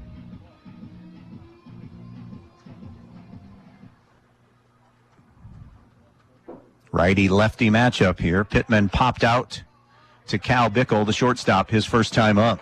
Can they cash in? Swung on, little roller to third. Tough hop that time that Woods this time fields nicely, throws nicely, and the inning is over. So the air does no damage. Bryan leaves them loaded in the third inning. And our score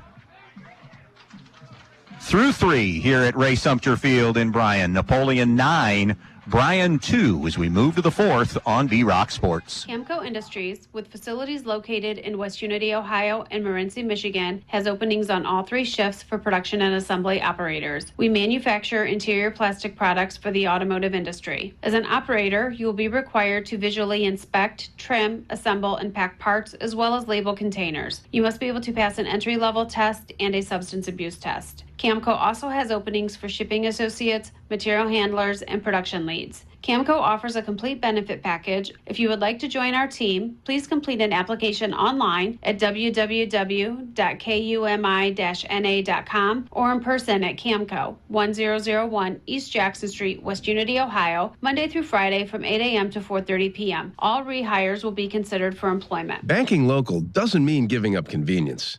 It means gaining a partner who's right here with you every step of the way. At Midwest Community Federal Credit Union, we believe you shouldn't have to choose between great service and great features. With us, you get both. When you call, you'll speak with people who know your name and care about your goals, not just your account balance. Because here, you're not just another customer, you're family. Visit localnolimits.com to learn more today. 3 in the books here in Bryan. Napoleon leading Bryan by the score of 9-2. Cats have scored in all 3 of their at-bats. 2 in the first, 2 in the second, and then they just got 5 in the third inning. Bryan got a pair in the first inning for their only runs of the game. Gavin Pittman working into a second inning of relief here for Bryan for Cam Bukowski this afternoon, now evening. Getting ready to face 7, 8, and 9 for Napoleon. Eric Hirschberger, Trent Nailers, and Paul Sasser all due up here. Hirschberger's been on base both times and has scored a run each time. Walk and a run scored, single and a run scored. So a 1-for-1 afternoon for the number 7 hitter, right fielder Eric Hirschberger, facing Pittman now for the first time as we start the 4th inning. And Napoleon leading it comfortably 9-2. Pittman working from the stretch, even with the bases clear, and missed high and wide for ball one.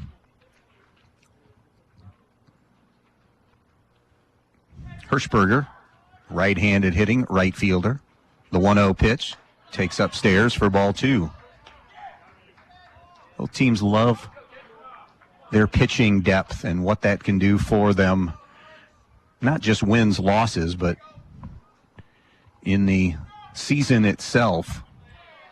Again, as you have when the weather breaks and you get the 5-6 game weeks, you need that depth and you need to be competitive. And when you have that depth, you are able to do a lot.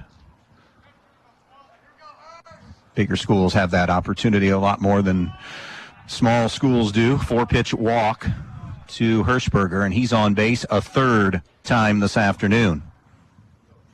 We'll bring up Trenton Ehlers, the Napoleon designated hitter. Infield single and a strikeout swinging. So 1 for 2 for Ehlers, DHing for Cooper Korek.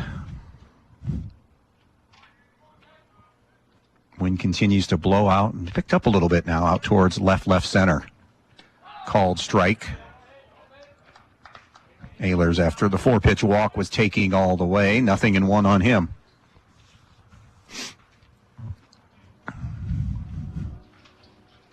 Lefty righty here. Short lead at first for Hirschberger. Pittman delivers.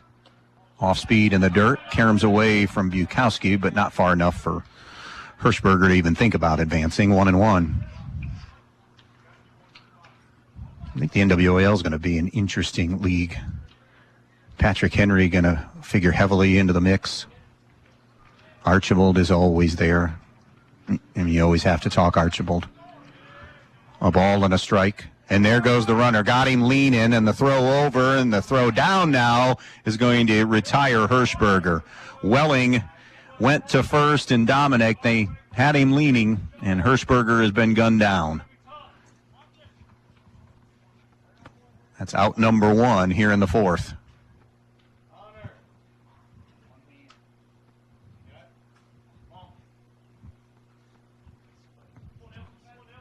So now Ehlers ready to dig back in, still with that 1-1 count on him.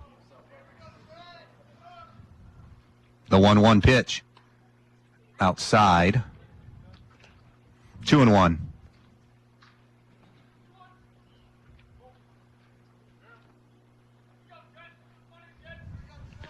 Two balls and a strike.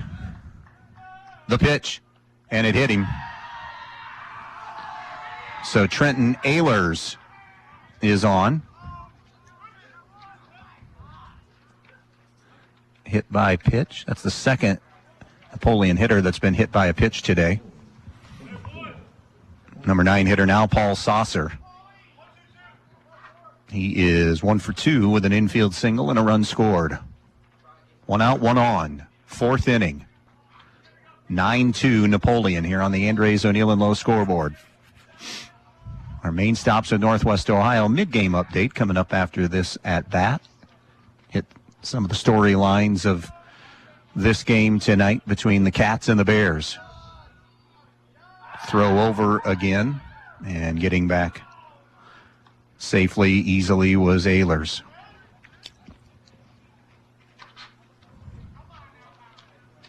Bryan is yet to silence Napoleon in an at-bat today. The first pitch is not going to happen. Again, it's another Welling throw over.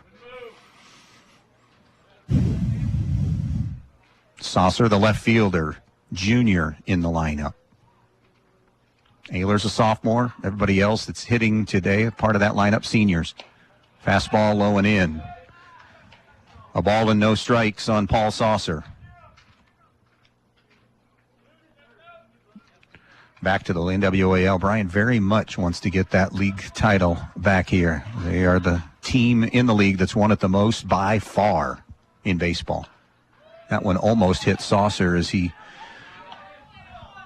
pulled his body back, stayed inside. It's 2-0. Pittman, pretty much that fastball low to mid-70s. 2-0. And another throw over by Pittman. Good scoop that time by Dominic as that one bounced into his glove over at first. Pair of runs each for Napoleon in the first and second, 5 in the third. Wellings 2-0. Swung on. Saucer hits one high into left field. Drifting back is Welling. It's well over his head. Bounces off the base of the fence. Getting the turn to try to score will be Ehlers, and he will score. It is 10-2 Napoleon as the number 9 hitter, Saucer, with an RBI double. And he tattooed that one.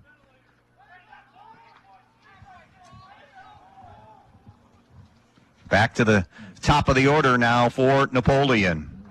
Owen Espinoza is 1 for 1 officially today with an RBI and 3 runs scored. He's walked twice as well.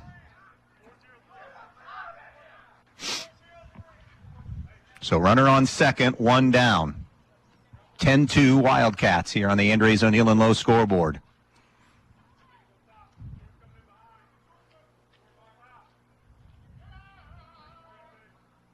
Welling comes to the plate, swung on, hit high into the air toward right field. Damian Wolf doesn't have to move much. Makes the grab, tagging but staying put is Saucer. Good throw, too, by Wolf. And they finally do get Espinoza out. Second out of this inning. And it'll bring up Parker Woods for Napoleon. He is 1 for 3 with an RBI and a run scored. Also has been on with a fielder's choice today. His last at-bat was an infield single that picked up an RBI. Swung on again on the first pitch, high into center field, but right at Cade Carlin, and this will do it for Napoleon in the inning on the fly out by Parker Woods to center. They do get a run halfway home in this one at Sumter in Bryan. All Napoleon leading it 10-2 over Bryan on B-Rock Sports. Hi. This is Mackenzie Now with Andres O'Neill and Lowe Insurance Agency. Having a winning tradition for over 100 years is a big deal for any team. As our team at Andres O'Neill and Lowe Insurance Agency celebrates this milestone, we know success does not happen by accident. It takes great teammates and partners like Central Insurance. By dedicating ourselves to the community, our clients, and each other, Andres O'Neill and Lowe has consistently risen above the rest in protecting your family, assets, and businesses. Thank you to all who have played a role in this 100-year journey. Learn more at andresoneillandlowe.com. To the Bryan Golden Bear fans, those who made donations to the cause, to the school board and administration, and everyone who played a role in this project, we just want to say thank you. Phase 2 of the capital improvement project includes field upgrades at Rec Park, a new softball field, and revitalization of soccer fields on the former Washington School property, and renewal of practice fields on the BCS campus. Let's finish the project and build champions. Go Bears! Bryan Bill!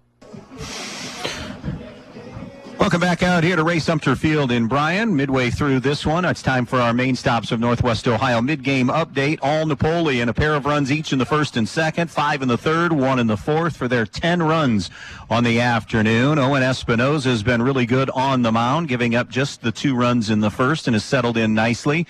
Owen Espinoza with an RBI and 3 runs scored. Parker Woods, an RBI and a run scored. Trey Rubenstein with an RBI and a run scored and a stolen base. He also has 2 hits in this game, trying to bust out of that 1 for 6 start to the season.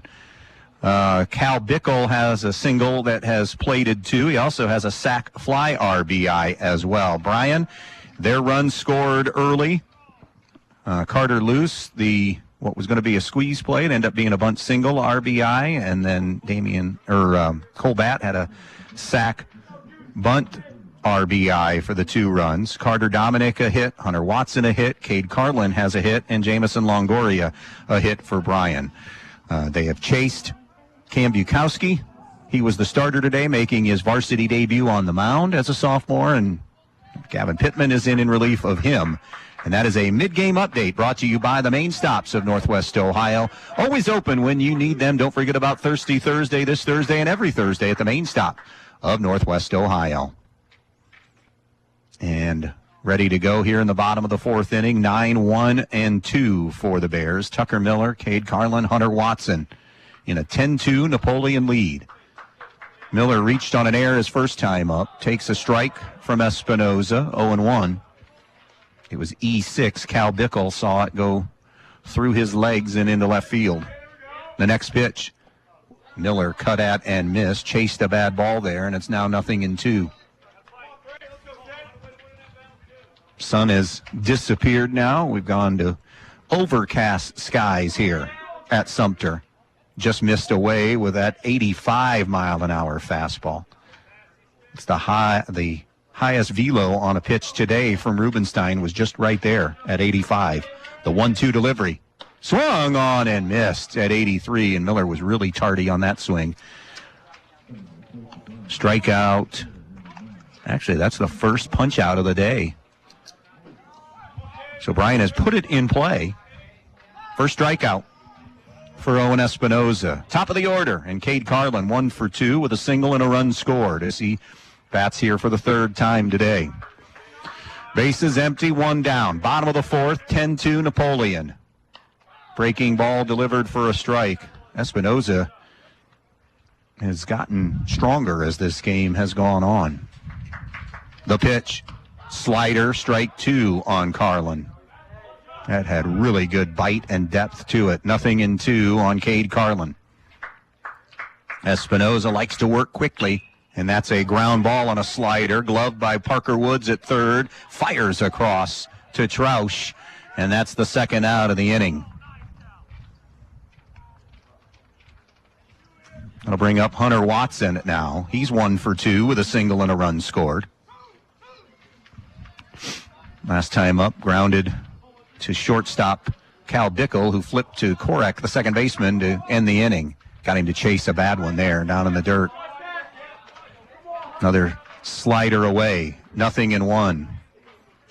2 down, bases empty. Looking for the clean inning here, Espinoza, and not going to get it. Just out of the stretched hands of Cal Brigle, as that one is hammered into center field for a hit, and Brigle stretching out just could not come up with it as Watson gets his second hit of the game. And that'll bring up Carter Dominic. He's 1 for 2 with a single and a fly out to center field in Rubenstein. So no clean inning. We have not had, I don't believe we've had a 1-2-3. I mean, I know when Napoleon has hit, obviously we haven't, but in the zeros that Bryan's put up, they've had base runners. 2 down, runner on first. The pitch to Dominic. Swung on, grounded into the hole into center field for a base hit. Back-to-back singles for Carter Dominic in this game this afternoon. And again, the Bears with a threat, albeit now with 2 down. And it's Carter loose. He's been on base twice. Bunt single and a walk. And has an RBI. And again, that bunt single was a squeeze play that was on, but he beat it out because he laid it and dragged it down that first base line beautifully. 2 out, 2 on. And that one's bounced in the dirt, goes back to the screen. Everybody advances 90 feet. So now a pair of runners in scoring position for Bryan with 2 down in the inning. Watson at third, Dominic at second.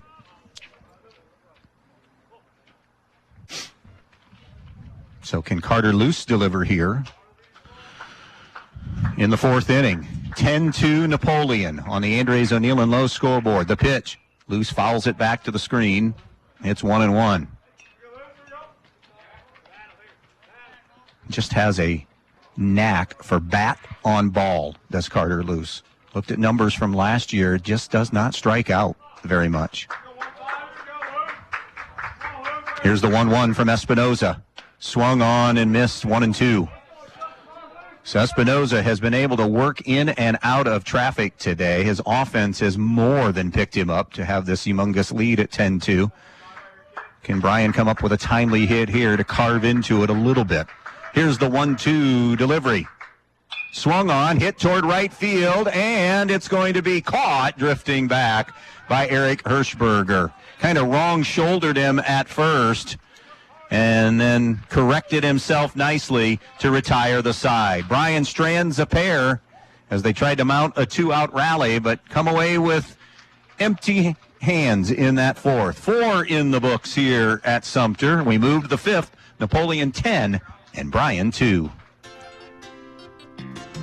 The Bryan Parks are a great place to get out and exercise, play, or just enjoy the outdoors. With an ice rink, plenty of grass areas with a frisbee golf course and soccer goals, fun exercise areas along the walk path, the imagination station, and room to run and play. The Bryan Parks Department is proud of its parks and the athletes that use them. Whether you're a student athlete, a runner, or just an adult walker, the Bryan Parks are great for athletes of all ages. Get out today and enjoy all the Bryan Parks have to offer. Peltz Lumber of Montpelier and Pioneer is here to serve you. Not only have they been offering the finest in building materials for generations, but they also have a website with over 80,000 items for you to browse right at your fingertips and in your own home. Just go to peltzlumber.com and hit the products button, and there it is. Tools, hardware, lumberyard, and building materials, windows, doors, kitchen, and bath. Check out all the items you need and the prices and stop by the store in Montpelier or Pioneer, or give them a call at 419-485-3059. Peltz Lumber, building for a new generation. Andy Brigle back with you here. First day of April, first week of the 2025 high school baseball season. Bryan and Napoleon. Napoleon 1-1. Bryan 1-0 when play began today. And it has been, at least in this instance, with neither team throwing their number one starter, or even number 2 starters. Well, Espinoza could be their number 2 at Napoleon. Either way, though, no number 1 going in this game. The bats have been more productive for Napoleon. Plus, they were able to take advantage of walks and hit batsmen as well. In Cam Bukowski making his varsity debut on the mound for the Bears this afternoon. All of it has totaled to a 10-2 Napoleon lead as we move to the 5th inning. Heart of the order for Napoleon. Trey Rubenstein, Blaine Ford, Cal Brigle coming up right now. Rubenstein is 2 for 2. A couple of singles, a walk, an RBI, a run scored, and a stolen base. So productive Tuesday for Trey Rubenstein. Misses inside, does Pittman. 1-0 the count.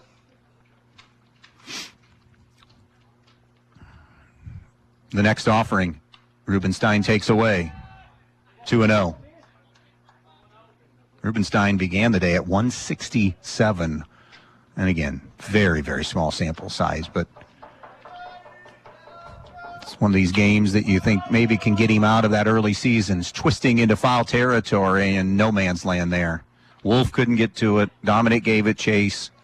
Miller had moved over, but just kind of found grass up the right field line, and now 2-1 on Trey Rubenstein.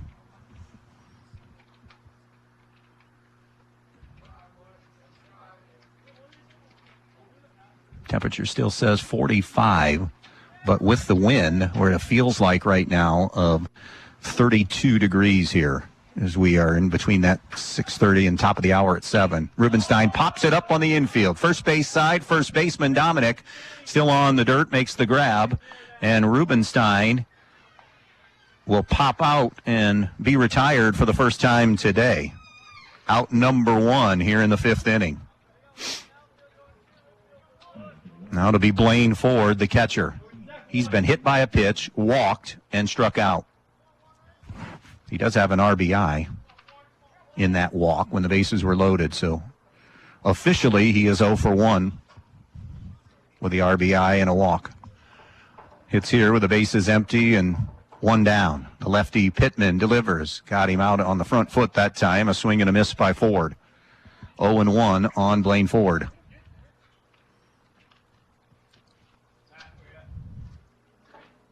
(10-2) Napoleon here in the 5th.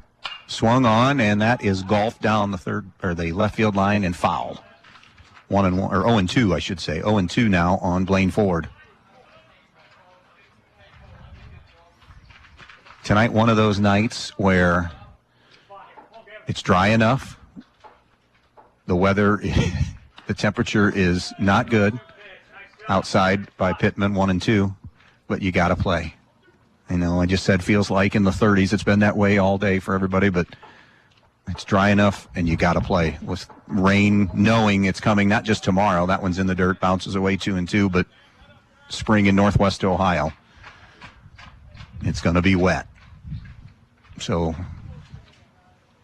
embrace weather's misery and go. 2-2 on Blaine Ford. One out, bases empty, fifth inning. 10-2 Cats over the Bears on the Andrews O'Neill and Lowe scoreboard. In and low, 2-2.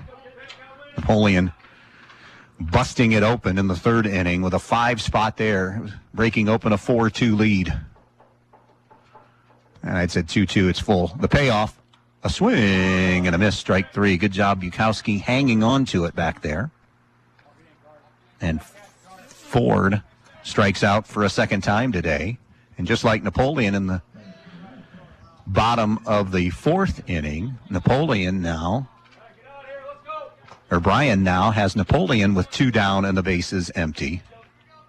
And looking for our first, not just 0, but clean inning, a 1-2-3. And we might have it. Ground ball to the shortstop. On the second hop, it's gloved and thrown across nicely that time by Hunter Watson to end the inning. It is indeed a 1-2-3 inning, and Napoleon is nothing across for the very first time today. Middle of the fifth inning, it is 10-2 Napoleon on B-Rock Sports. Newcomers Schaefer, Spangler, and Brininger have served Northwest Ohio for over 120 years. They provide a full range of legal services, including real estate transactions, estate planning and trust administration, elder law, family law, business planning and litigation, personal injury, workers' comp, criminal and traffic defense, and more. Newcomers Schaefer, Spangler, and Brininger also supports the athletes in schools in Northwest Ohio and wish them the best of luck in this game. Andy Brigle back with you here on a really chilly afternoon and now evening in Northwest Ohio. Thanks for tuning in today and tonight. To be quite honest, we thought this thing would be a lot closer than it is, but Napoleon has been the better baseball team today. Drawing walks, getting some timely hits. Bryan has had traffic, but have just been able to mount 2 runs so far and find themselves trailing Napoleon 10-2 here this afternoon. Again, we're supposed to be back at it on Thursday in a non-conference matchup between Montpelier and Eden at Butch Stance Field in Montpelier, weather permitting, Thursday at 5. No game next week. And then the following week we get in, or no games next week for us, but the following week we get deep into BBC play, and that roulette of teams, Montpelier, Hilltop, Eden, kind of playing each other over the final 2 weeks of April in our games. We'll have Hilltop, Eden, Hilltop, Montpelier, Eden, Montpelier, plus other games that will come later. We have North Central and Montpelier, Wauseon, Bryan, Defiance, Bryan, Montpelier and Bryan, and some other games that are kind of in the process of also maybe possibly being scheduled as well. So we're going to have a busy spring, and boom, before we know it, we're going to get to tournament time, even as we say that here in week number 1 of play.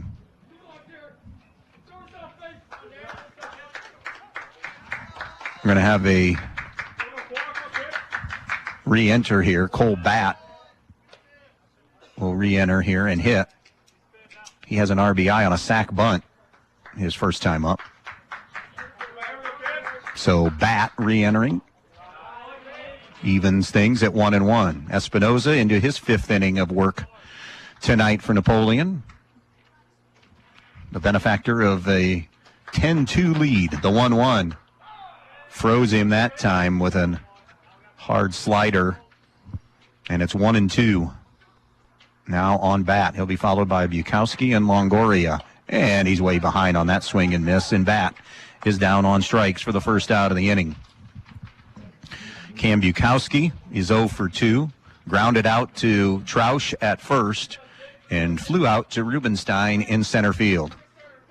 Again, for those of you unaware, Trey Rubenstein committed to play football at Kent State.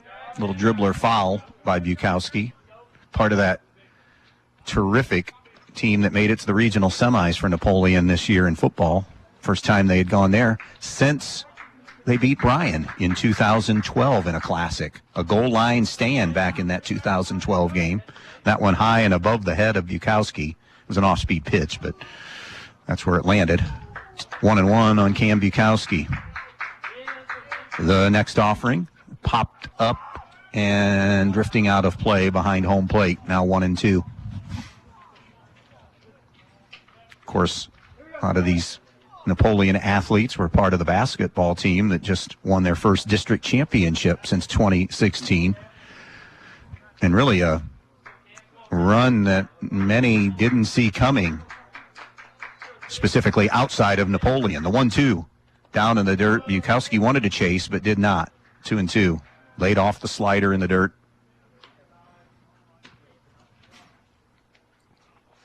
Two balls and two strikes on Cam Bukowski, number 6 hitter. Bases empty, 1 out, 5th inning. 10-2 Napoleon. The pitch. Hit the bat or hit the arm? It hit the forearm of Bukowski. So he's hit by a pitch and is aboard. That hurts even more when it feels like 32 degrees out. No matter where you get hit, it's going to sting a little bit more on a night like tonight.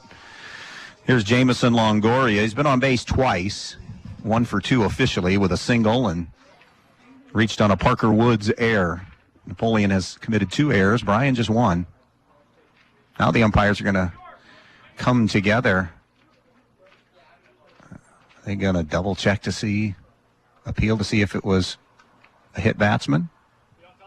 I think that's what it was. They wanted to, Eric Sprague wanted to have the umpires come together to make sure that they both saw that it didn't hit bat, that it hit arm, and it did hit arm, and Bukowski's aboard. And now it's Longoria, the pitch. Longoria takes inside. 1 ball, no strikes on Jamison Longoria. The DH this afternoon in the 7 spot. The next offering, called strike with a fastball. Pumped in there at 82 miles an hour. Rubenstein has touched 85 today. The next one, or not Rubenstein, I beg your pardon, Espinoza. Foul territory, long run over, and it'll be in the dugout. Giving a look was Troush, but Longoria had clipped it foul. Yeah, Espinoza's touched 85 today. Has been his highest velocity. A ball and 2 strikes on Longoria. 1 out, 1 on, 5th inning. 10-2 Napoleon. The next pitch, a breaking ball, bounced down the third baseline. It'll be scooped up by Woods. He fields it cleanly this time to get Longoria. Remember, that was E5 last time. Going to second was Bukowski. 2 down in the inning.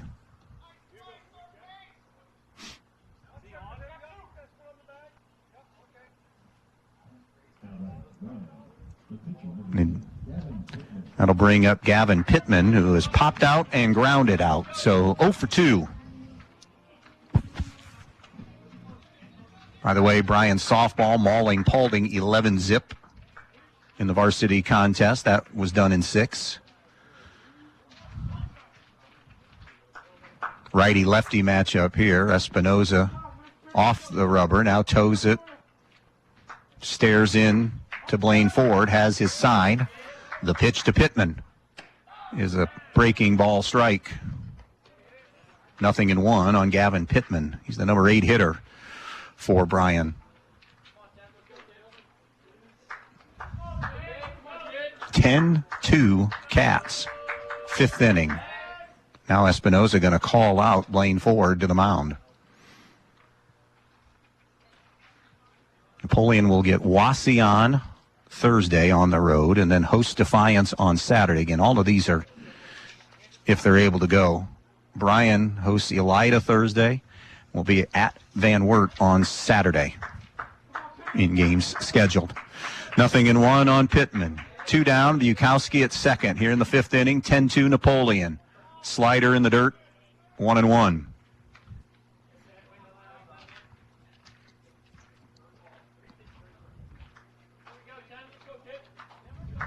These two will see each other in postseason, or at least in the same district at D4, but they won't be seeing Defiance. That's D3. A wave and a miss by Pittman.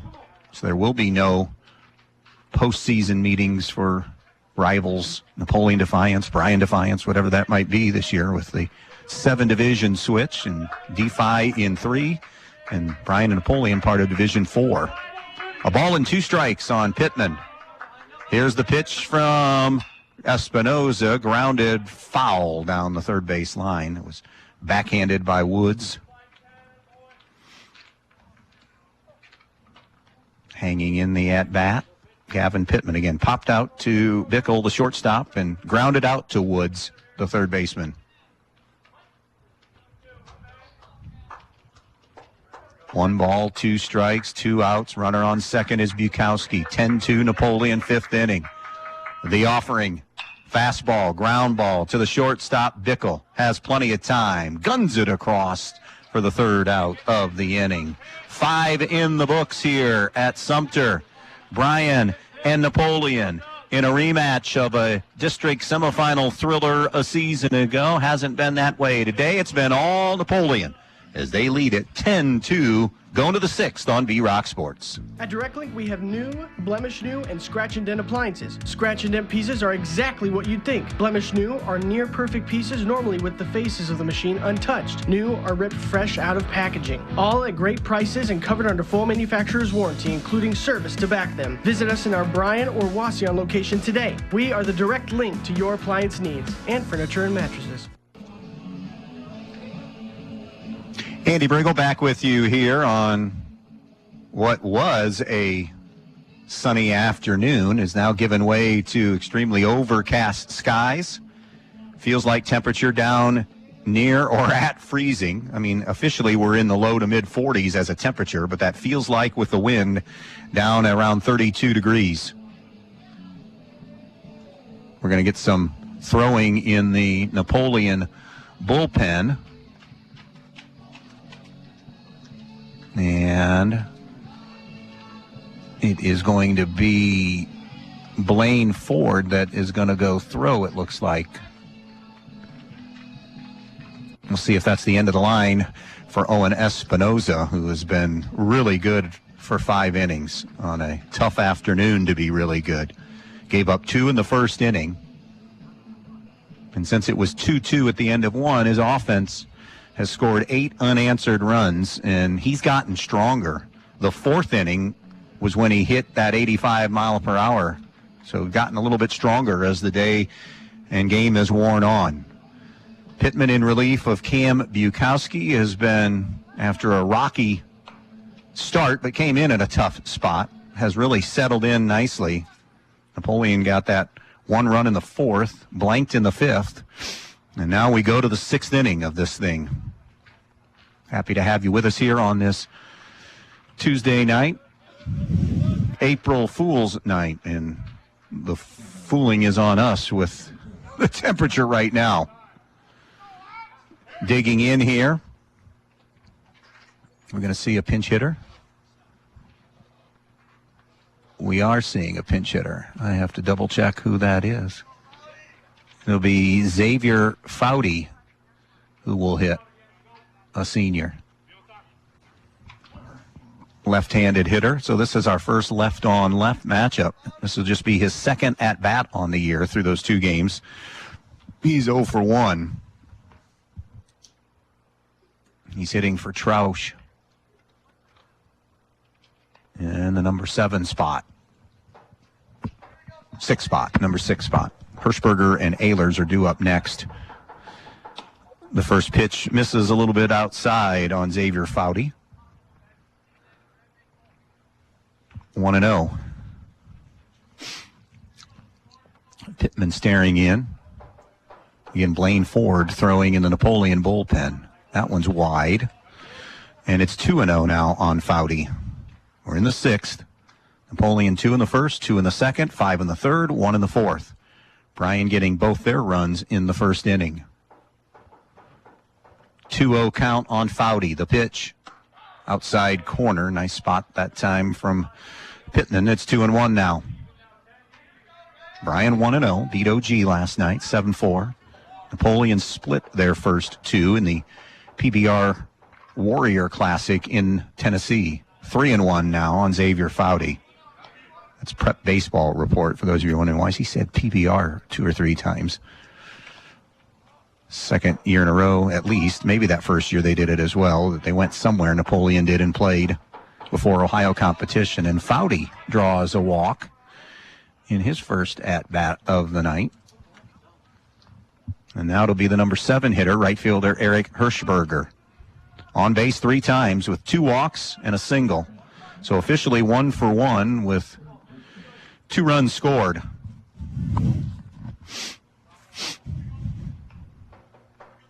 He was also caught stealing last time when he was on a walk. Pittman drills a strike, 0-1.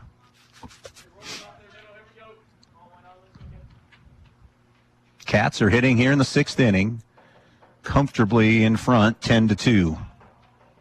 Foudy, who just pinch hit, has a short lead at first, throw over, and he was on a lean, but he got back. He only had about a 3-step lead.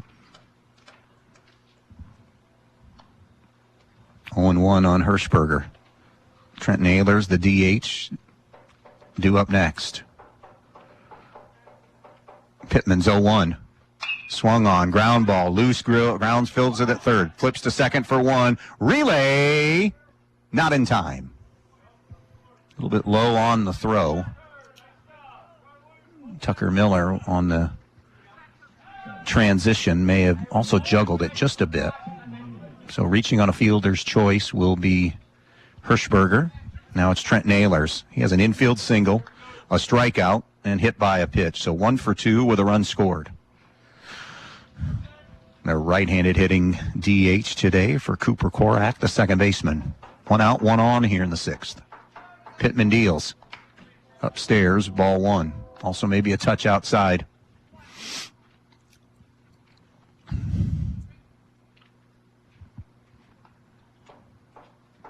One and 0 to Ehlers. Pittman's pitch. Swung on, popped up on the infield. Pittman says he has it. Coming off the mound, makes the grab for out number 2. And now it's Paul Saucer. Out of the number 9 hole, he has 2 hits today for Eric Sprague, including a double that he smoked to left field over the head of Mason Welling. That was an RBI double. Infield single and a run scored. And then tried to sacrifice bunt his first time up, but popped it up to, at the time, Cam Bukowski pitching for Bryan.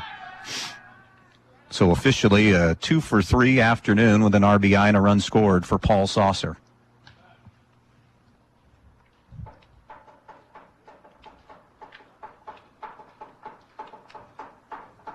The pitch from Pittman is going to miss outside and high, 1-0. It's off speed.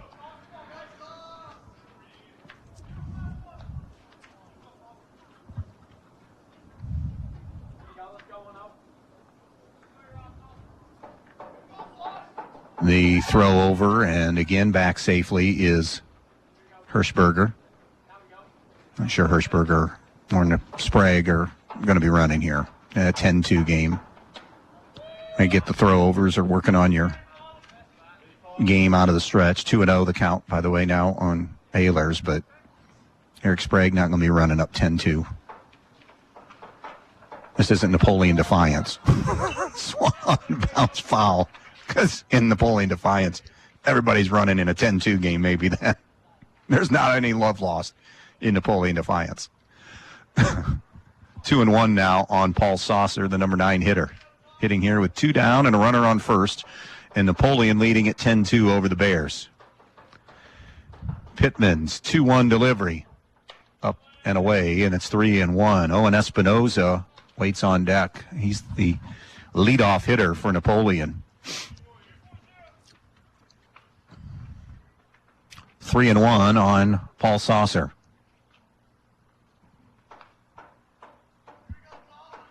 The pitch.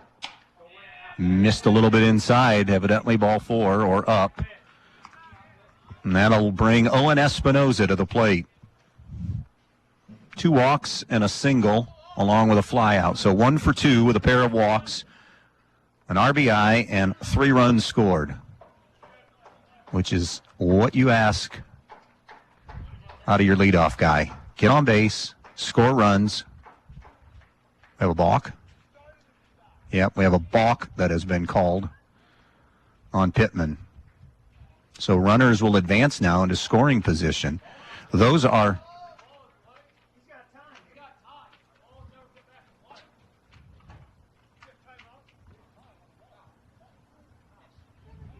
Corey Walker saying that there was timeout that was called at the plate.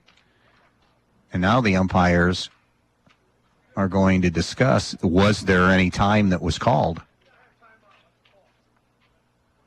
No, they're saying no time was called by anybody. So the balk is called.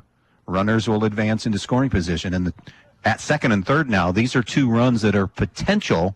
I mean, Bryan will bat regardless, but these are potential game-ending runs in a run rule situation if they both would score and Napoleon would hold Bryan in the sixth. But Espinoza first has to come up with something here at the plate. The pitch from Pittman. Swung on, hit, and hit foul and out of play. It twists to the right and out of play. 0-1 on Owen Espinoza. 10-2 Napoleon.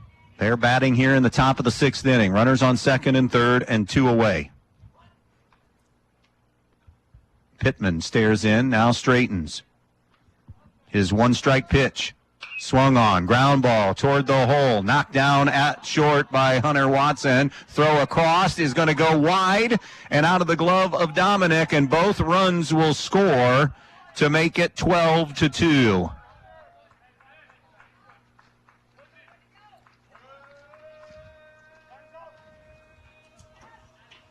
It was going to be a once Hunter Watson had knocked it down, he probably should have just eaten it, because it was going to be tough to get Owen Espinoza. And now it is 12-2 here in the sixth, with Parker Woods digging in. He has an infield single, RBI and a run scored. He's also flown out, popped out, and reached on a fielder's choice. Grounded it right back to Watson. He juggles it again, and everybody is safe. Back-to-back E6s. And the inning continues here for Napoleon. Cats, and that's that philosophy that every good team has. Put pressure on the defense, especially at the high school level. Put pressure on the defense. Put the ball in play. Make them make plays. Pass the baton. Trey Rubenstein will dig in. He has a pair of singles, an RBI, a run scored, and a stolen base. He's also drawn a walk. Takes in the dirt. It's 1-0 now. 12-2 Napoleon here on WBNO FM in Bryan. We're in the sixth. Bears would be sending up 9-1-2. To try to force a seventh inning, they would need to score at least a run. Well, as of now, if Napoleon doesn't score anymore. Rubenstein ready. The pitch is hammered into the hole. Again, it's Watson. Again, juggled. That was going to be a tough play in any way, shape, or form. And that's got to be, yeah, that's a hit. Because it was to the backhand. I mean, it seems like, and Watson right now is just thinking, I can't have the ball find me in any way, shape, or form. And it seems like anybody that struggles defensively, that's what happens. The ball's going to find him. And he hurt his hand too, or a finger or something. Carter Luce went and checked on him. Carter Luce kind of signaled toward the dugout.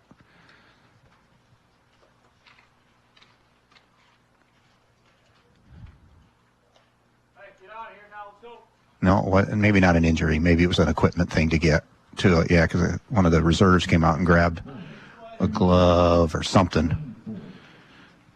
That's an infield single, though. Bears have committed 3 errors today, but that's an infield hit for Rubenstein, which will now become his third hit of the game. It'll be Blaine Ford, who may be the new pitcher. Ford has been hit by a pitch, walked with the bases loaded, so he has an RBI, and has struck out swinging his last 2 times up. Bases are juiced here with 2 down. Ford takes low and away for ball 1. 12-2 Napoleon. 6th inning on the Andres O'Neill and Lowe scoreboard. 1-0 the count on Blaine Ford.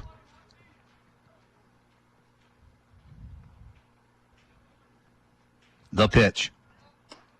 A little bit outside, 2-0. Espinoza's at third. Woods is at second. Rubenstein at first. Cleanup man in this lineup is up right now for Napoleon. Here's the pitch. Outside, drilled by Pittman. Working in relief. Because low throw gets around Pittman, and sliding in will be Espinoza. Espinoza read that beautifully.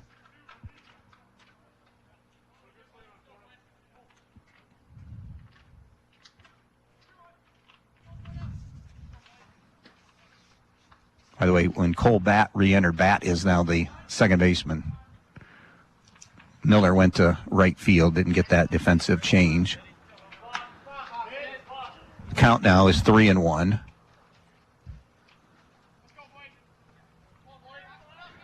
Runners, by the way, are first and second, 2 away, and it's 13-2 Napoleon. Next pitch is outside for ball 4. Ford walks a second time today. And it will. So that led me to believe there, because Ford's the catcher, that Ford is going to be the new pitcher. And Brigle will be the catcher because he had shin guards on. And Brigle will come to the plate. He has a single today, but he overall has 3 RBIs. That single plated 2 runs. He has a sac fly RBI. He's also grounded out and struck out. So 1 for 3 day, and that got a pitch behind him that scurried away from Bukowski, and far enough for Woods to score a run. So wild pitch, runners advance. It's now 14-2. Napoleon has scored 4 in this inning. Second and third and 2 down.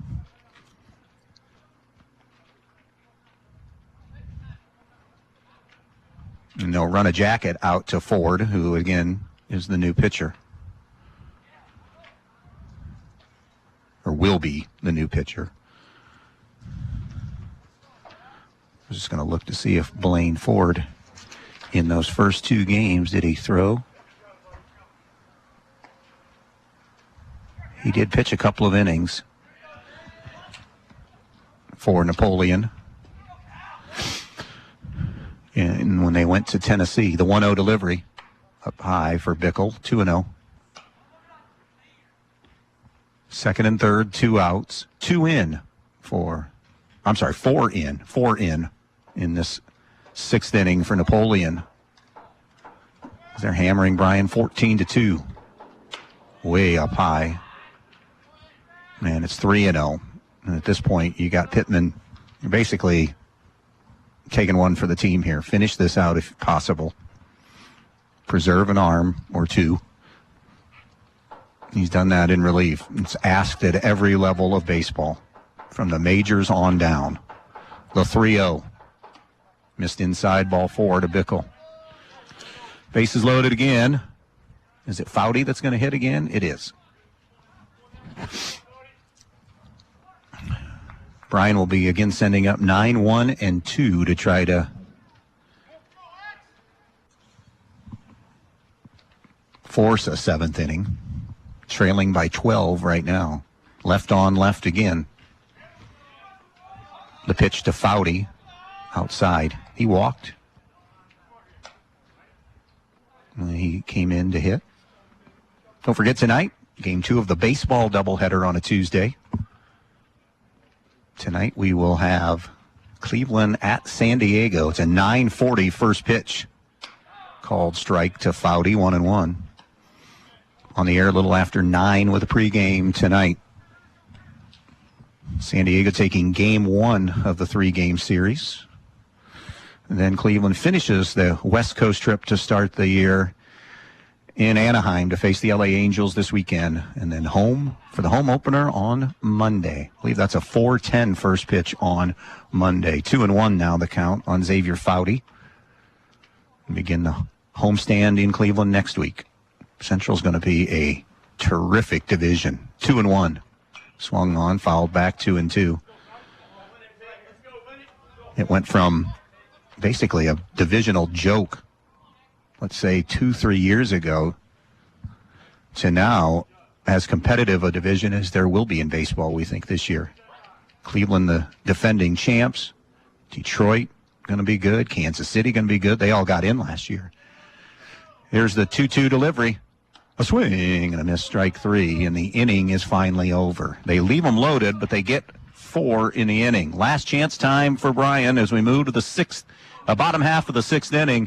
14-2 Napoleon. We'll be right back. Attention Northwest Ohio home buyers. Is one of your 2025 goals to purchase a new home? Then you need to call Misty King of Amerimaid Realty to start working on your home buying plan. Misty has several new listings coming up in the near future that you won't want to miss. Plus, Misty and the Amerimaid Realty team have the background and skills to properly guide you through the buying process from start to finish. So if you're planning on a move, then your first move should be to call Misty King at 419-633-4997. That's 419-633-4997. Misty King of Amerimaid Realty, your hometown real estate pro. Power up your toolbox with huge savings at Donaldson's Ace Hardware on North Union Street in Bryan. Right now, Ace Rewards members can grab select DeWalt 20-volt max power tools, a job site speaker, or a battery for just $99. Plus, as an Ace Rewards exclusive, save $30 instantly on select DeWalt pruning chainsaws, pruners, hedge trimmers, or handheld blowers. Tools only. Don't miss these limited time deals only at Donaldson's Ace Hardware in Bryan. Ace, the helpful place. Welcome back here to Bryan. It is a 14-2 Napoleon lead. It is Blaine Ford, as we mentioned, the new pitcher. The catcher is Cal Brigle, and Owen Espinoza has moved to shortstop. Tucker Miller, followed by Cade Carlin and Hunter Watson, due up here for Bryan in this inning. Bryan would need 3 runs to force a 7th inning. And 2 or under, and Napoleon wins it in 6, which is, again, whether it's 1 against 1, 2 against 2, 3s against 3s, as far as your starting rotation, didn't expect this today. But long season, very, very early. And Napoleon will be on the receiving end of one of these, you would guess, before the season is over sometime, too. It just happens in baseball. The best team in baseball, in Major League Baseball, the Dodgers, will get housed by somebody this year. And that's the beauty of the game. You bounce back the next day. That's why, well, unless you have torrential rain coming in tomorrow, and tomorrow there won't be any games. But the point being, there is always tomorrow in baseball in a long season. Although in high school baseball here in Ohio, we talk about how basketball is such a long season. You start practice in October, you finish playing in March or late February, and it's just long. It's a sprint in the spring. You try to get as much in, as many in as you possibly can, when you can, in the springtime. And that wind is picked up again. We got to be around, it feels like around 29, 30 right now. Big John, you were out in that. It was cold, wasn't it? You did not have the sun very long either. Part of your big plan to stay in the sun did not work. Ford from the stretch. His first pitch to Miller is up and away, ball 1. Tucker Miller 0 for 2 with strikeout, and he did reach on an air his first time up. Cade Carlin, Hunter Watson due up next. 14-2 Cats. Ford missing inside and high. 2-0. Basically low to mid-70s fastball for Blaine Ford. Here's the 2-0 delivery. Got him to cut and get a piece of it. 2-1. When you're on the Bryan end of a score like this, you do want to have a game right away tomorrow or Thursday at the latest, which they do have a game scheduled Thursday against Elida, but will it get played? I mean, you just want to get the taste out of this game out of your mouth as quick as possible. That's fouled out of play by Tucker Miller, and it's 2-2. 2 in the first, second, 2 in the first and the second, 5 in the third, 1 in the fourth, 4 in the sixth for the 14 Napoleon runs today. Swung on and missed, strike 3. Tucker Miller down on strikes. That was not much difference in the speed We've seen him hit 72 or 3 with the fastball. That was only at 65, but it had enough bite on it that it was going away, and Miller is retired swinging. That'll bring Cade Carlin to the plate, 1 for 3 with a single and a run scored. He's also flown out and grounded out. I want to thank the coaches, Corey Walker and Eric Sprague, for their time in prepping me for this one tonight. Always appreciate all of our coaches in all of our sports in all of our seasons. We are blessed here in Northwest Ohio to have great cooperation. The 1-0 is way up high, 2-0 to Carlin. Again, supposed to have our next broadcast in a non-conference game Thursday, Eden at Montpelier. Stay tuned, though. 2-0 the count on Carlin. The pitch. Fastball there for a strike, 2-1. Bryan getting both their runs in their first at bat to tie the game at 2, and it's been all Napoleon since, 12 unanswered. Offered at that one, it's strike 2. As it stands, the winning pitcher will be Owen Espinoza, going 5 and scattering those 2 runs, or giving up just those 2 in the first inning and scattering 7 hits. Swung on, going the opposite way. Soft liner is caught by Xavier Foudy, who stayed in to play first, and that's 2 down in the inning, and now the Bears are down to their final out. It's Hunter Watson, who's 2 for 3, 2 singles and a run scored. Facing Blaine Ford here, right on right. Ford comes set. The pitch. A swing and a miss.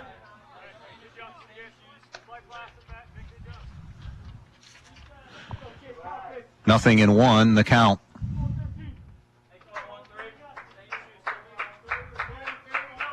The next offering, a swing and a miss, 0-2 on Hunter Watson. And Bryan down to their final strike. No balls, 2 strikes. Napoleon going to be 2-1. Bryan will fall to 1-1 here on the young 2025 season. Cam Bukowski will take the loss in this one today. Here's the 0-2.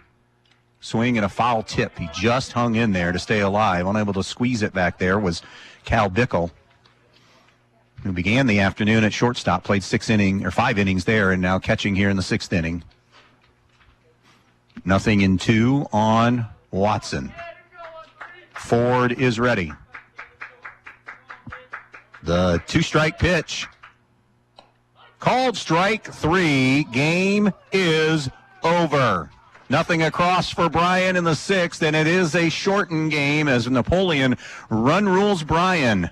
Bears fall to 1-1. Napoleon moves to 2-1. Final score this afternoon, Napoleon 14, Bryan 2. Stay tuned if we have Thursday's game. Watch for the weather, listen for the weather, and we'll let you know more from there. Again tonight, Guardians Padres at 9:40. We'll take one final break. More music on the way. Have a great rest of your Tuesday night on B-Rock Sports.